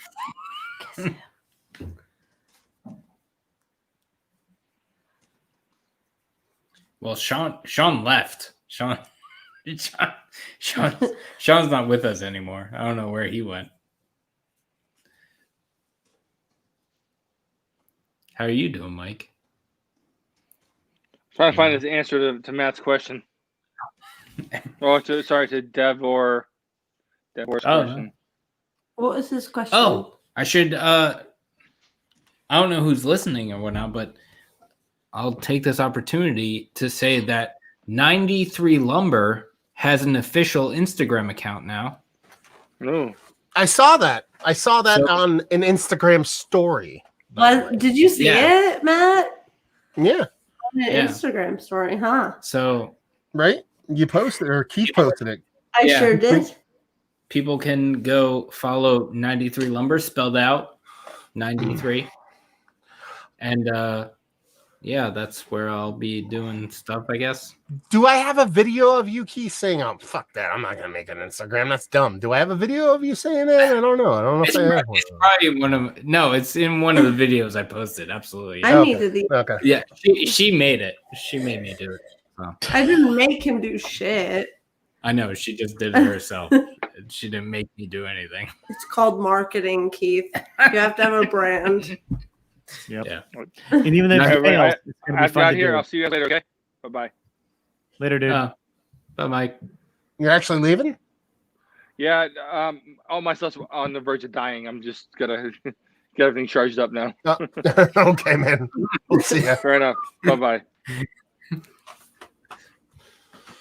Okay. Well, let's do this. Let's I probably gotta drop by 10 anyways, but let's keep going. Oh, you son of a bitch. You suck.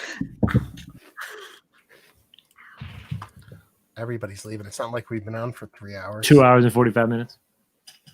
Exactly. We haven't been on for 3 hours. But going back to Instagram real quick. I'm on for an hour and a half. So let's just set that. That's true. That's very true. And I've actually only been on for like 2.5 hours because I came in a little late. Yeah. Or I wasn't like- expecting to be this.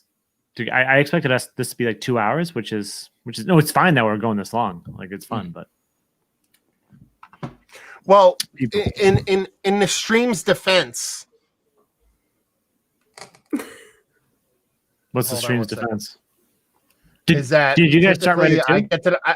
I get to the point where I get a little tipsy and I just want to leave, and now I'm not really drinking all that much, so I can keep going.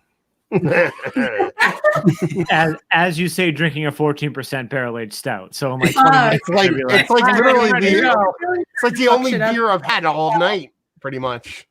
All the other stuff I've been drinking is non-alcoholic beer. Oh, this is the first alcoholic beer you've had? I had one other one. Yeah, tonight. yeah. Because I'm coming. Because I'm technically I'm fine now, but I'm coming off right. COVID, so I don't want to go crazy. So I was like, I'll just have one or two. You know what I mean? Can you taste it? Or you can't smell it? Yes, though, right? I can. No, Okay, I can smell it. I can't. Oh. It's not like I wouldn't review this. Like I wouldn't do it justice. Right. You know what I mean? But I could smell it and taste it. Well, and that was the whole thing leading up to this. All I was going to do was just drink like non-alcoholic beers. But yesterday I started. One, I felt fine, and two, I started smelling again yesterday. So I was like, okay, I'll do pretty much, you know what I mean, non-alcoholic beer, but I'll sprinkle in one or two regular beers here and there just to kind of see if I taste them and stuff like that. So yeah, I got this out specifically just to troll Thomas. You know what I mean? Because he wants it so bad. But he's getting it next month. You should have pulled out was a variant that he can't. Have you had this yet? Is that the regular? Yeah. Clearly, you don't watch our channel, but yeah, no, we have.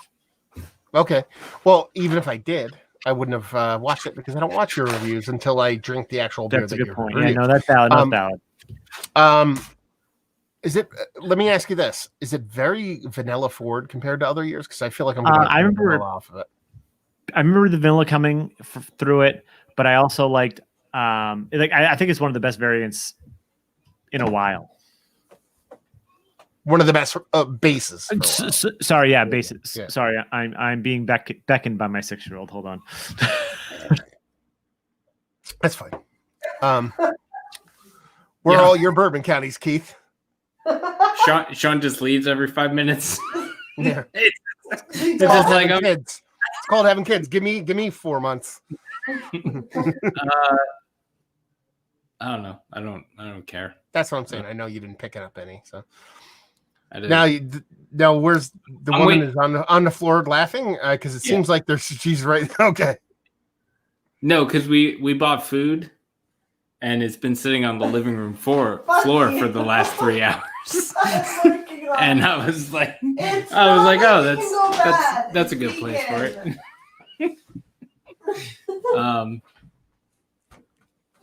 But actually, I haven't seen any out. I mean, I haven't really stopped at that many places, but I haven't seen it. And I'll probably just wait till next year until I can get like a 6-pack for like $10. There you go. Yeah, there was somebody in here. Actually, I don't know who. It was a Jersey guy. Who was it again? Let me see if I can find him real quick. Yeah, Hatchie Malachi. He said he's like he actually bought it around here in Booton. He bought it for $11 a bottle. So yeah, so you can find it can be had for $11. I'm sure. Actually, you know who probably has at a decent price is ShopRite Liquors. Their prices are usually good. And actually, they have 16, 17, 18, 19 in this year. So where did you get yours? Mountain Valley in what is that? Columbia? Not Columbia. What is it called? I forget what it's called. You know, if like before you get to Washington, New Jersey, but at like there's that little tiny podunk town. Oh, Oxford. Yeah, Oxford. Yeah. Oh, it's the place right on the corner. Yeah. How much was it for a bottle? We're still talking the BCBS. I paid a lot. I bought it and you rang me up and I just said screw it. I paid $15.99. Yeah, I haven't seen it for that, but the first 2 spots I bought it at were one was $13.99, one was $14.99, and usually it's $12.99. But it looks like this was $10.99. Holy shit! Yeah, I could find it pretty much everywhere between $12 to $13 bucks. So $11.99 and $12.99, pretty much. Like where Keith is, I mean, he's 5 minutes away from a place that he could pick up a 16, 17, 18, 19, and 20-year-old bottle probably right now. Multiples, no limits for like probably each one would probably be like $13. I am walking distance of wine and country or whiskey country. Oh, you're all the way up there. Well, Matt, I'm right next. I'm like across the street from the Quick Check in Hackettstown, and okay. I'm right behind the funeral home. I got you. No, well, he's not close. The place that he's close to would charge you $16.99 for this. Oh, like what? Like Hope Liquors? No, Whiskey Wine and Country. They're expensive, man. Oh, right by God. Right by you? Right by you? Oh my God, yeah, they're way more expensive than almost every other place. Oh, they have a good selection. What place were you talking about? Oh no, they have a really good selection, but on some of their beers get really pricey. Some are okay, but they, you know what I was pulling out of there, Keith, that you would like is that who was it? The lager? What lager was it? I gave you a can of it. It was a tiny little. It came in a 4-pack and it was like $6. Was it Oxbow? I forget who it was. Thomas is in the chat. You did give me an Oxbow. No, I don't think it was that. It was like, what the fuck was it? Oh, that wasn't a lager though. Yeah. What was that? Now I'm angry. It was a smaller can because that's definitely not Oxbow. Yeah, it was a 12-ounce can. Someone tell Thomas to go to sleep. Thomas, it's very late. You should probably get some rest. Otherwise, you're going to be cranky. Go to bed. Thomas, go to sleep. You can't be on. You can't be in the live stream, but you can be in the chat. Yeah, right? I'm a little offended. And then, oh boy, Mercy Beers, Thomas with the. You know much, Thomas?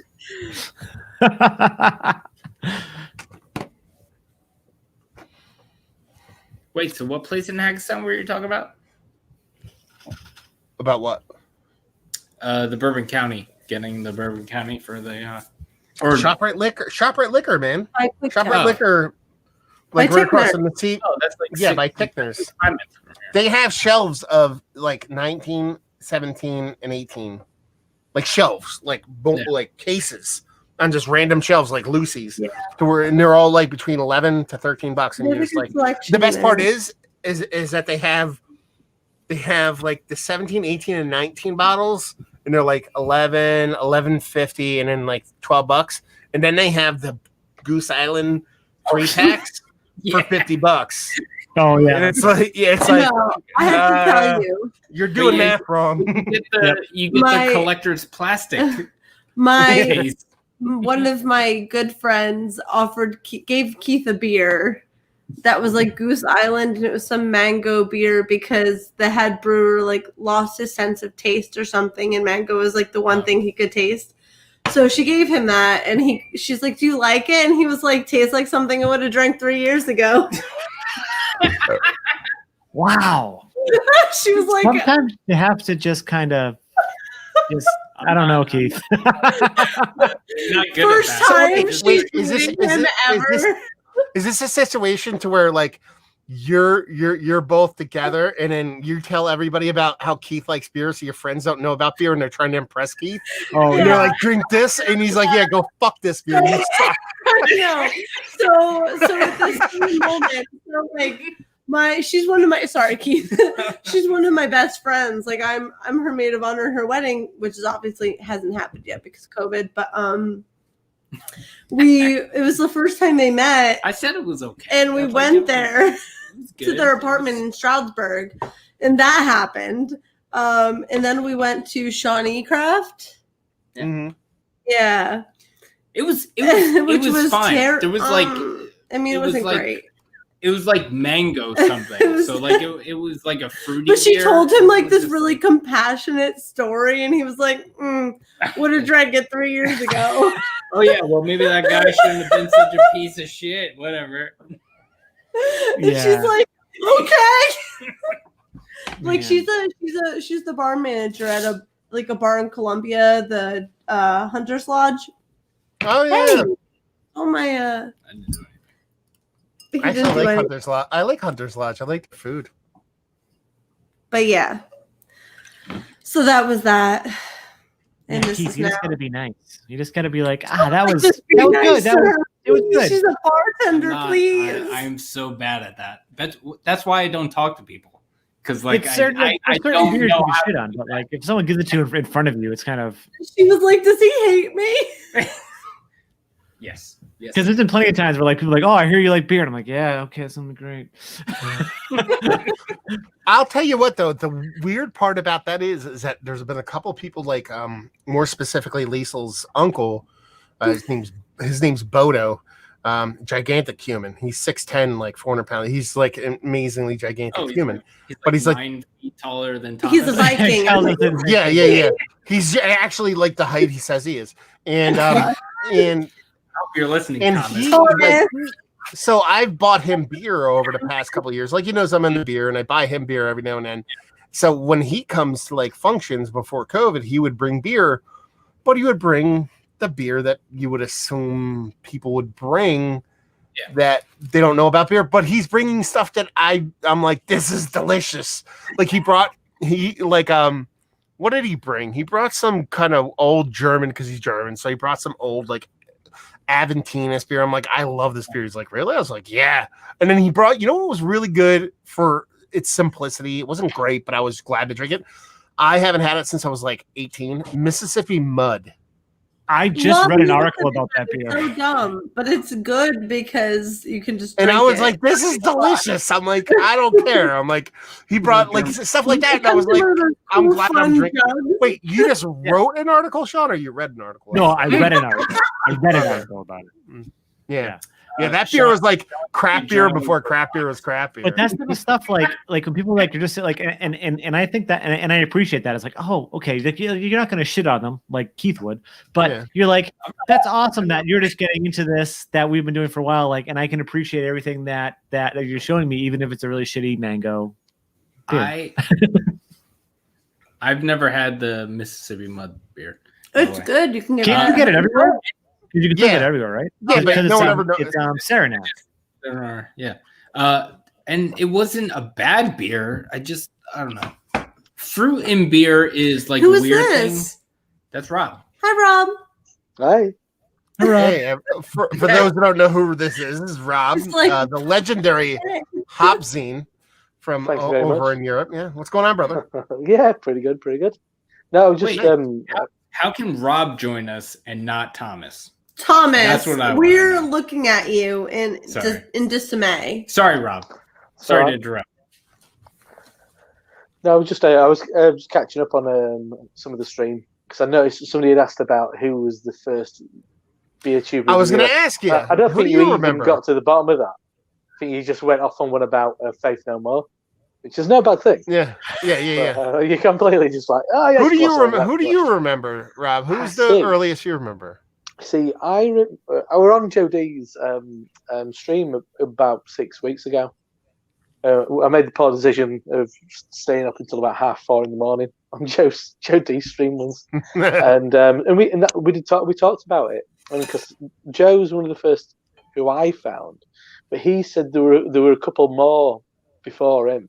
I can't remember the names. I mean, Lee Russell's often kind of mentioned as one of the early ones as well, which might predate Joe D. But I think there was a couple more. But yeah, Joe D's probably the one who can. Yeah, that's I sent Lee a message right when we were talking about it. Be like, if you want to jump on and kind of give your thoughts on stuff like that. But it's like Lee comes to mind and Joe D is obviously comes to mind. But I know there's got to be someone before. But it's like, so if someone puts one video up and then they don't do it anymore, technically they're first. But you talk about the people that actually like took something with it and ran with it. It's those early guys, the ones that really come to mind. Like you said, Joe D kept coming to my mind, but I know there's somebody before, but I can't think of it. I know I've had a conversation before. Yeah, there's definitely somebody. There was a few, but he was definitely one of the early ones. Yeah. I mean, I've been doing it since been doing it 10 years. So yeah, that's one of the last. I mean, Simon predates me by about 8 months. Peter Master of Hoppits probably quite been on for quite a while as well. But one of the earlier ones were do you know the I'm So Fats? Yes. Yeah, I think I'm So Fats were one of the early ones as well. Yeah, I remember them. But they did something recently as well. Really? Yeah, they did a video about 2 weeks ago. Oh Jesus, that's funny. No, I'm not putting them in this kind of thing, but there's some people that like. What's his name? Oh God, who's the racist guy? Louisiana Beer Reviews. What's his name? Jay Terrio. Jay Terrio, or even like Chad's. Like I don't even like. They're just whatever. Yeah, but Chad was one of the earlier ones. They don't count. They're like they don't count. They had to give their beer tube card back in, didn't they? With too many indiscretions. Yeah. So how's things tracking over there in your neck of the woods, beer wise and like people wise, as far as COVID and all that kind of stuff going? Well, where I'm in is in the highest kind of tier. So we're tier 3, which is the kind of the high risk kind of area. I mean, a lot of the UK is in that. So as far as beer goes, and we can't pubs can't open at the moment. Over here, pubs and bars can't open in West Yorkshire, which is I live in a town called Shipley. It's the broader county, so pubs can't open. But if you're in tier 2, then you can open you can open pubs and bars if you serve a substantial meal, whatever that means. And then tier 1, it's kind of fair game. But it's nuts. But yeah, keep on keeping on. That's all you can do, really. But yeah, I'm just finishing that, which is a triple IPA, both from the same brewery, called Big Yin, and then I've got a little bit of this, which I did a video of, which is a brewery from Scotland called Overtone, and it's their Dark Banter Imperial Stout, 4 core. So it's from Scotland. So is it better or worse than BrewDog? Oh, mine's better. I know, I'm just fucking with you, brother. What was I going to say? Fuck! I lost my train of thought. But what the fuck was I thinking of right now? I don't know. Lost my train of thought. Anyway, there you go. Cheers. So you're drinking Bourbon County Stout. Everybody, there are a lot of UK guys on comments. You can get Bourbon County Stout in the UK. You just got to look a bit harder. Yeah. So they're whiny. They're just whiny fellas. Whiny Brits. They don't want to do the work themselves. Well, there you go. Look around. What do you got planned going on for the channel? I see, like anything specific seasonal wise. Do you do like end of year lists and all that kind of stuff, or not really a thing? Yeah, well, I used to do them when I was writing a blog. We do the Golden Pints, and then we brought that onto YouTube, and then we all started doing it as like a bit of a group thing online, like just kind of like this, really. And we do we have a set kind of criteria, but yeah. So I'll see what we do this year, but I kind of see the popularity of lists on YouTube, so I think I love lists. I'm like a sucker for lists. Like I'm that guy that like scrolls on Facebook and it's like top 10 things you never heard of about fucking Battlestar Galactica. I'm like, I'm fucking in. You know what I mean? And I just hit it and I'm like, I'm reading. So like I'm a sucker for lists, but I hate fucking making them. Last year I was smart enough to do them live to where I didn't have to like spend time like on production value and talking about shit and doing all that kind of stuff. But it actually, I think it might be one of the years that you'd want to do a list. I mean, from my perspective, from the distance, if someone were to ask me what is the biggest area of the globe that has grown in the beer world this year, it might be where you're at. I mean, it seems like England and that surrounding area has literally just exponentially exploded when it's come to beer. Yeah. I guess in Europe, you look the pinnacle of the kind of European beer calendar would be Mikkeller Beer Celebration Copenhagen, and more British breweries were getting invited to be involved in that. I mean, obviously, it didn't happen this year, probably won't happen next year, but they did like a box, what they did instead of the festival this year, and there were a load of British beer in that. And if you look at what they're selling these days, a lot of it's British. So. Yeah, absolutely. Yeah, I mean, I had an Equilibrium before I had another beer from Overtone, which was an oak cream kind of mosaic beer, and the Equilibrium probably cost me about £7.50. The Overtone cost about £4.80. So, and the Overtone for me was better. It was Fractal. Do you remember Galaxy, what Motorway Galaxy Fractal? Fractal? Yeah, and you paid £7.80. About that, yeah. That's okay, I'm trying to convert that. And I'm like, okay, no, like we're not that off as far as shelf prices with Equilibrium. Like, really? Yeah, no, that Fractal from Equilibrium, I want to say is $18 to $20 a 4-pack. Okay, but in a shop around here, that's $28 to $30 a 4-pack. So now we're talking about $7.50 American can, which is probably what $6 even for you pound wise, I guess you would say. Yeah. So we're not that terribly far off as far as pricing goes. Yes, yeah. We also got we got a bunch. Once I can remember, there was something about science, y'all, something like that. Y'all you need science or something like that. Yeah, I mean that's IPA. Yeah. And then the other half collab, it was Space Dream Lab, something like that. Yeah. Yep. Have you had that? I have not. I actually haven't had an Equilibrium beer in God, Keith, when's the last time I gave you an Equilibrium beer? It's been a couple months. Yeah. Probably what? When I went to since August, maybe. Because the last time you gave me one, you gave me it wasn't Photon, but it was their other pale ale. lighter pale ale or whatever. Yeah, honestly I haven't been traveling up that way. And last time I traveled up that way, I actually didn't even go to Equilibrium. I went to some other breweries up that way. And it's not that I don't want to go there. It's just no, I don't travel with COVID and all that kind of stuff. I don't really travel all that much. Last time I actually went up that way was when I went to there's a new brewery up that way called Drowned Lands and Pin Barn, which are two popular breweries up that way. And I went to there just because I was kind of sort of up in that area. But it's just not, I think it's the point that you're trying to make, but on a more local level to me is that the price point and quality is just not worth it enough for me to really go out of my way to do that. Like if I lived close to Middletown, New York, and I could drive to Equilibrium in 20, 30 minutes, I'd be probably buying Photon on a regular basis. I'd be buying their 4.2% at $13 a 4-pack until my eyes bleed. But to pay $20 for a 4-pack, not going to happen because I can get that locally. You know. Yeah. Yeah. I guess it's exotic. For a lot of people over here, it's still quite an exciting thing. If you start seeing a little bit more other half, I presume they've just got so much capacity nowadays. They're struggling to shift it. So a fair bit has come over here recently.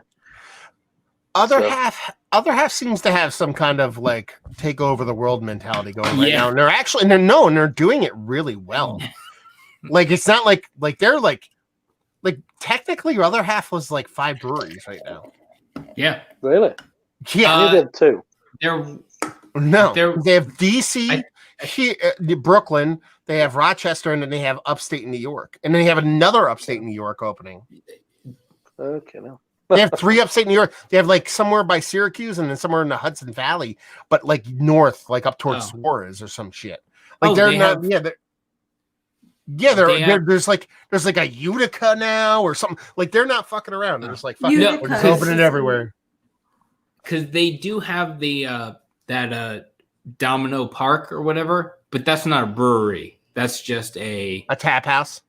Yeah, it's just like a bottle, like a outpost, like where they serve the beer. Okay, so I could be wrong, but regardless, DC's a definite thing. Brooklyn's definite thing. Rochester's definite thing. I think there's one other ones, and it's like, you know, it's weird because we're in those COVID times, but some breweries are going all in, like Treehouse is like opening 2 new spaces. Are they? Yeah, Treehouse is opening a space on the coast, on the water, and they're opening a space on the western part of the state, right on the border. Massachusetts, both. Yeah. Wow. Yeah, like so, like well, because I know they were talking about like they were talking about like having like a farmhouse. Is that one of them? No, that's actually that's on the land they're in now, like across the street. I'm talking about 2 completely. They're opening Cape Cod, and then they're opening some other place like on the western border. Do you know where? Like, yeah, I can look it up. Yeah, like if it would make sense in like Hyannisport, in that area, Falmouth. But let's see. Well, you may as well make hay while the sun shines. Yeah. People going up to the moment. Treehouse Brewing Company to open waterfront tap room on Cape Cod. Would that be like a next summer type of thing? I don't know. But can they even sell to their own bar due to the free tier system? I think they're planning ahead. You know what I mean? Because it's like they're opening. It probably won't be another year. Yeah. So I guess they're kind of planning for that. It says here, it says here, I don't know the exact area. It says while taking in views of the boardwalk in Town Neck Beach. Okay, so it's kind of near. It's like the southern end of the Cape. Okay. That's cool though. It's like a very quiet area though, so it's interesting. So they're gentrifying. They're gentrifying the area as if it wasn't already gentrified with white people. that's all it really goes. My family's from Massachusetts, and like I've been to the Cape a couple of times, and it's just like JFK type families that are, you know, if you like cold water and white people, you've got a great vacation spot. So you're asking the English guy if he likes cold water and white people. I don't know if he's going to go over well. But hey, Rob, do you like Doctor Who? No. Massively boring. Yeah, I agree wholeheartedly. Wow, I'm gonna just go fuck myself, I guess.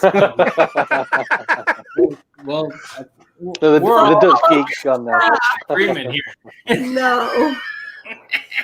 I was gonna ask which doctor is your favorite. I love that Katie's like I'm gonna say this and everybody's gonna agree with me, and everybody was like, yeah, no, it sucks. No, I've come to the conclusion that everything I believe is like everybody else I talk to is the opposite. Wait, who's the doctor that The is new the one- doctor is Capaldi. Who's the no, doctor, it's the woman. Who's the doctor where you go fuck yourself? I've been across the street from Tom Baker, if that means anything to you. Fun. Very Yeah. cool. Walking Very through Soho, he was on the other side of the road, and he really stood out. He had like a What big a long cool coat on. dude. No, this is no lie. He had a big long coat on and a big red scarf, and he was kind of stomping down the street. What a Like, lovely. yeah, just like, look at him, Tom Baker. That's what it is. He stands out. Baker's the OG. Yeah, he was Love all. Tom Baker was the doctor when I was Probably my little, so- favorite doctor. Yeah. Yeah, and he's nuts. If you've watched any interviews with him on YouTube, some wonderful interviews, very offensive Love interviews. There's one quote, and he said he was talking about talking to this old lady, and she came up to him and said, "I don't know who you are, but you seem important." And I'm like, "Why do you say that?" And he says, "Because when I saw you, my titties tingled." And it's just loads of nonsense like that he comes out with. Oh, it's wonderful. And he swears in a very liberal manner. Yeah, put down Tom Baker interviews on YouTube. I love Hours it. of fun. Even though I'm not that bothered about He's Dr. my number But he's one just a doctor. wonderful kind of like batty kind of Yeah, totally bad. eccentric. Yeah, Bananas. he's great. I love David Tennant. I know he's Scottish, but I've got no sorry. issue with Scotland. I love how she had said it like, I know he's a piece of shit, but I know he's a piece of shit, but I do like. So anyway, outside of the I'm sorry. fucking Doctor Who bullshit. What is Doctor Who? Is it like a kids program? What is it? You take that fucking back, Matt. Goddamn. What's the It's It's just like It's a a- sci-fi fantasy situation. no. It's for no. No. What? no. What? say I'm it? not Please gonna- say no, it. I'm Please not- say it. Please Please say it. Please say it and then mute and argue for 9 minutes. I'm not. Matt, I'll have you know that I'm an incredibly agreeable human being. I was gonna say something offensive. Like, Are really you? Can you? I'm actually super impressed that you can still enunciate while rolling your eyes that hard back into your skull. Me? I know, I'm a millennial. What do you want? I'm also a millennial. Rob. He calls me a late stage millennial, so he's like, what Probably are you, worse. I guess.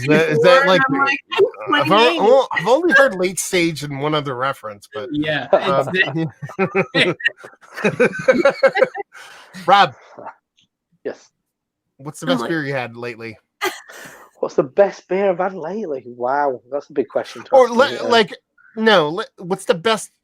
I guess I don't mean specific beer. I mean, like you've been drinking either this brewery or the style or something along like something's clicking in your brain. Yeah. Well, I mean, Overturn. I mean, I've been really impressed by them recently. I've done 2 online orders with those guys. Me, Craig, Jake, and Harry did a stream on Friday, all dedicated to Overturn. So that was really good. So we did a bunch of that. I've actually just placed a big order, which will land on Tuesday. And what's in that? A lot of stouts, a lot of big stouts. What's in there? Did I pick up? Well, Slumber's returned from Pressure Drop, which is a London-based brewery. That's an affogato stout, which is lovely. Siren are doing some amazing big stouts as well. So Siren was originally set up. The head brewer was, do you know? It's called Ryan Whitmer. He works at Hill Farmstead. He is behind the, do you know, Casita Cerveceria project, which is at Hill Farmstead. Yep. There's like a weird little thing. Yeah, well, that's Ryan's thing, and he was the original. He was the kind of founding head brewer at Siren. They're doing some great stouts. Always all over kind of Pressure Drops pale stuff. What else did I get? Daya, obviously, Daya's always killing it. Yeah, everybody's a bunch of the Euro guys. Adam was talking about Daya a lot. Now they're like pretty much Did the you best. send some back in the day when people were sending you stuff? Didn't I have I don't know if I had a straight day. I may have had a collab with Dea. Okay. I'm not quite sure. Maybe you did. Yeah. You definitely need to get your hands on some of that. It's really, as good as kind of some of the hype stuff you'll get in the US. Some people get a bit shirty about that comment. The effort that people go to with trading and stuff, I kind of feel like, well, why don't you just enjoy what you can easily access, opposed to spending loads of time and money getting stuff which, a lot of time it is great. I'm not saying Trillium and Treehouse and Hill Farmstead and everybody else isn't great, but I prefer to pay a quarter of the price and get something pretty close to it. How not far? Have to get the effort and stress of trading. How far are you away from that St. Mars of the Desert? You've been there a couple times, right? Yeah. I went for my birthday a couple of years ago. I would have gone for my birthday. Didn't you go recently, or am I just making it up? Yeah, we sat outside in the rain until they invited us undercover in the brewery. It's great. It's a tiny little place in the what did you most think of the beers? rundown industrial part of town.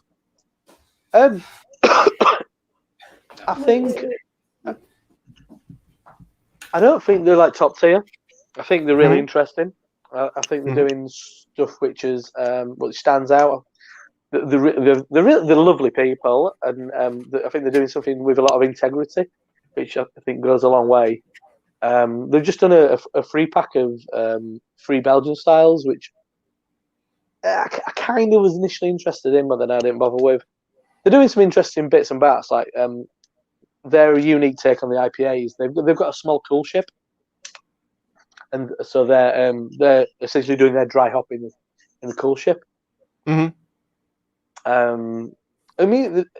I'd say it's often better at the brewery because their canning line is tiny.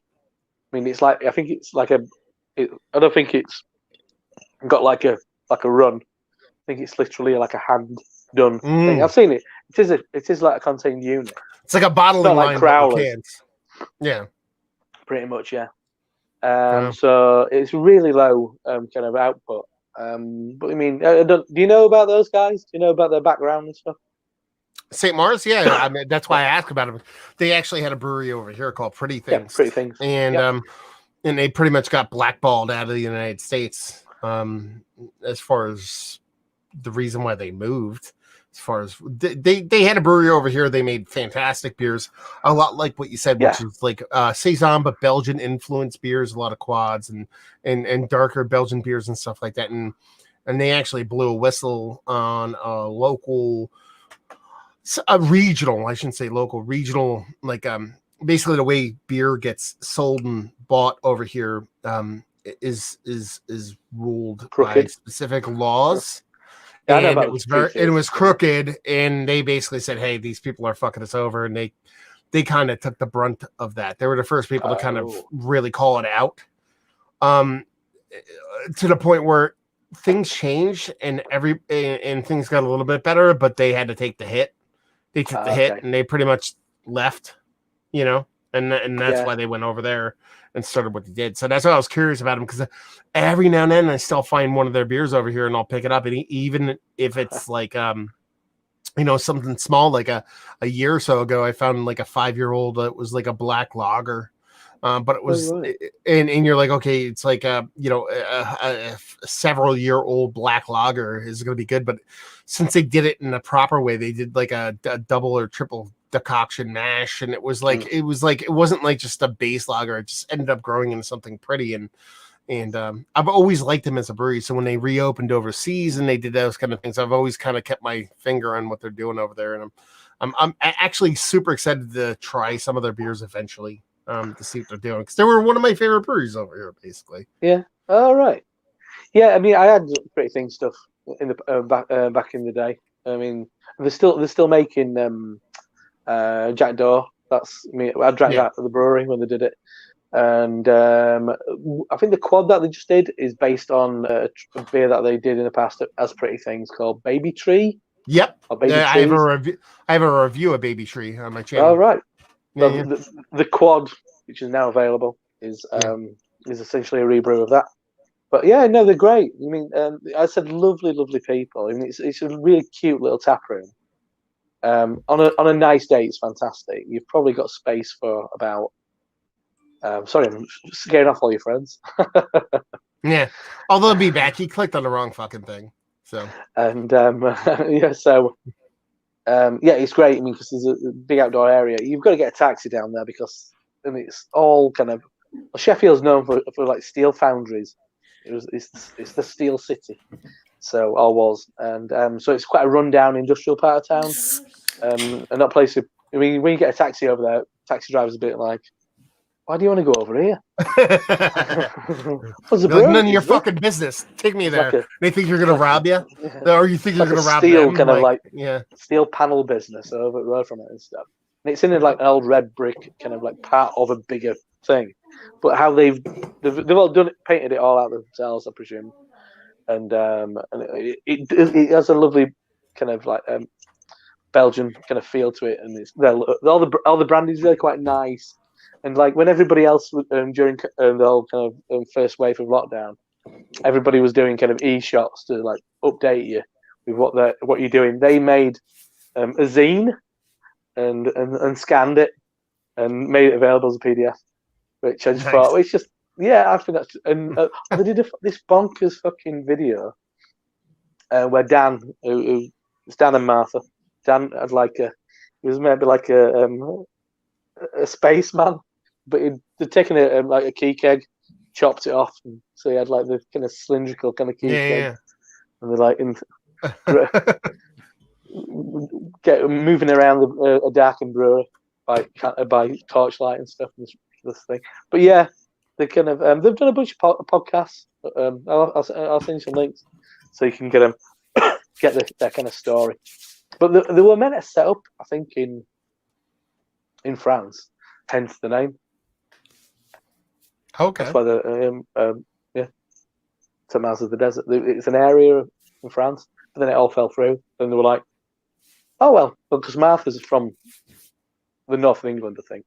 Hence, and Dan, when first time round, Dan used to brew at a really bad brewery called Daleside, which is in North Yorkshire, not a million miles from me, but far enough. But fucking yeah, I knew brewery. I knew she was from over there. I just didn't know.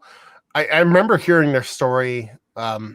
I don't know if it was through text reading or through a podcast, but I know she was over there, and then is made to go over here. And when shit went south, they went over there, and I wasn't quite sure where they were going to land. But when they landed over there, I think it's worked out for him. As I said, it's not the most exciting place. Sheffield's a really good beer city, very much known for cask ale. I mean, if you want to drink cask ale, Sheffield's an amazing place to go. You hear that, the Valley of Beer, it's often referred to. That's what Keith wants to move somewhere where only cask ale is available. Oh well, Sheffield's a great place for cask. I mean, not that many great breweries, some pretty ropey breweries, but yeah, good place for cask. Cask, that's all that matters. Well, that's it. I mean, when you get thinking, when you get American breweries visiting Leeds, kind of the big city near me, that's all they want to drink. Timothy Taylor's Landlord. Cask White Locks. Cask ale is the only real beer, in my opinion. well, kind of is. Yeah. It can be great. The thing is, it's priced much lower than it is, so it's kind of seen as an inferior thing. It's often produced by people who don't know what the fuck they're doing, so you get a lot of bad cask. But cask over could there be like fucking terrible cask. I can see a pub from my window. I mean, and I know I'll never touch cask in there because it'll be like vinegar. I mean, I guess in my lifetime, I haven't had a whole lot of cask ale or beer cask over here is very romantic and very done in a specific way. Cask ale over there is kind of like if you think about you ever hear of I don't want to make it this bad, but if you ever think of people that go on vacation in Cancun and then the hotel makes their own liquor, it's kind of like that, but not as poisonous. Maybe I don't know because I've had cask in California.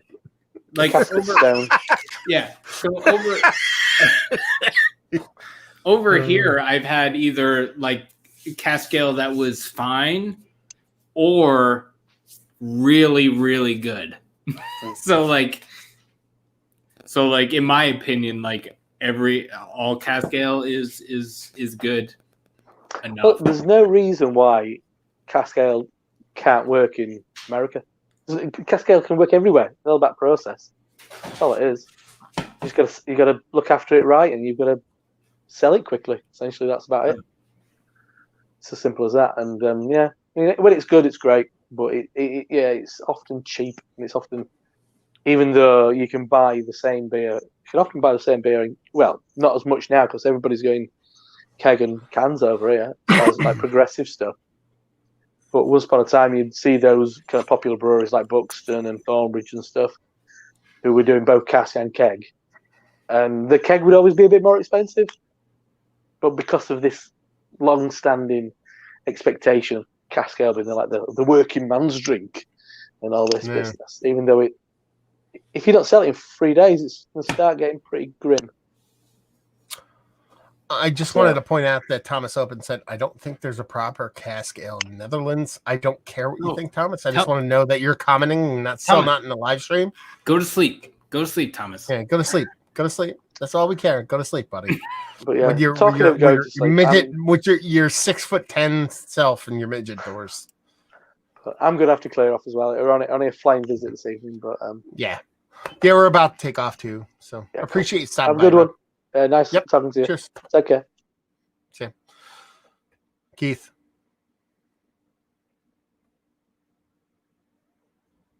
Oh, you can't hear me. Hold on. Yeah. All right, I'm back. It makes me so happy it took that long for you to hit mute. Anyway, I heard you, and I was like, hold on. And then I was like, oh, you can't hear me. Well, I'm taking off, which means you're taking off. So we're all taking off. So I had a good night. It was a fun time, guys. Oh, yeah. I mean, we started at 2. It's, 5:30 now. So we're, that does not suck. Yeah. So what are you guys going to argue about after we're done? Dave Grohl. No, we're not. Foo Fighters. We mostly just argue about what food we're going to eat. So. Oh, that's true. Yeah.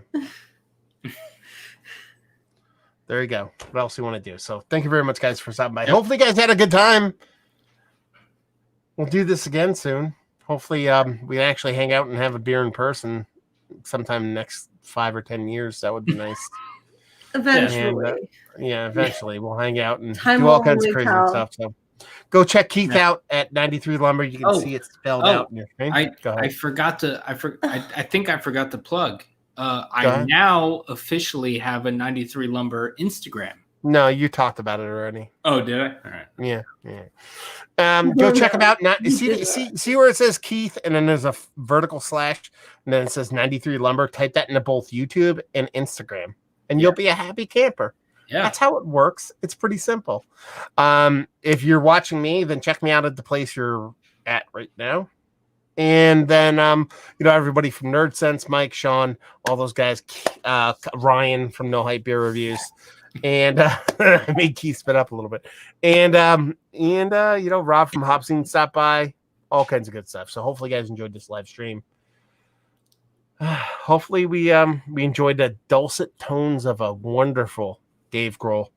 Hopefully, we sit here. That's right, motherfucker. Yeah, fuck yeah. And hopefully we never have to listen to the Planet Smashers. And then hopefully we see. I knew that one was going to elicit a response. And I love you. I love you guys both. I'm just trying to have fun. So hopefully see you guys next time. I'm leaving before I get yelled at. We'll walk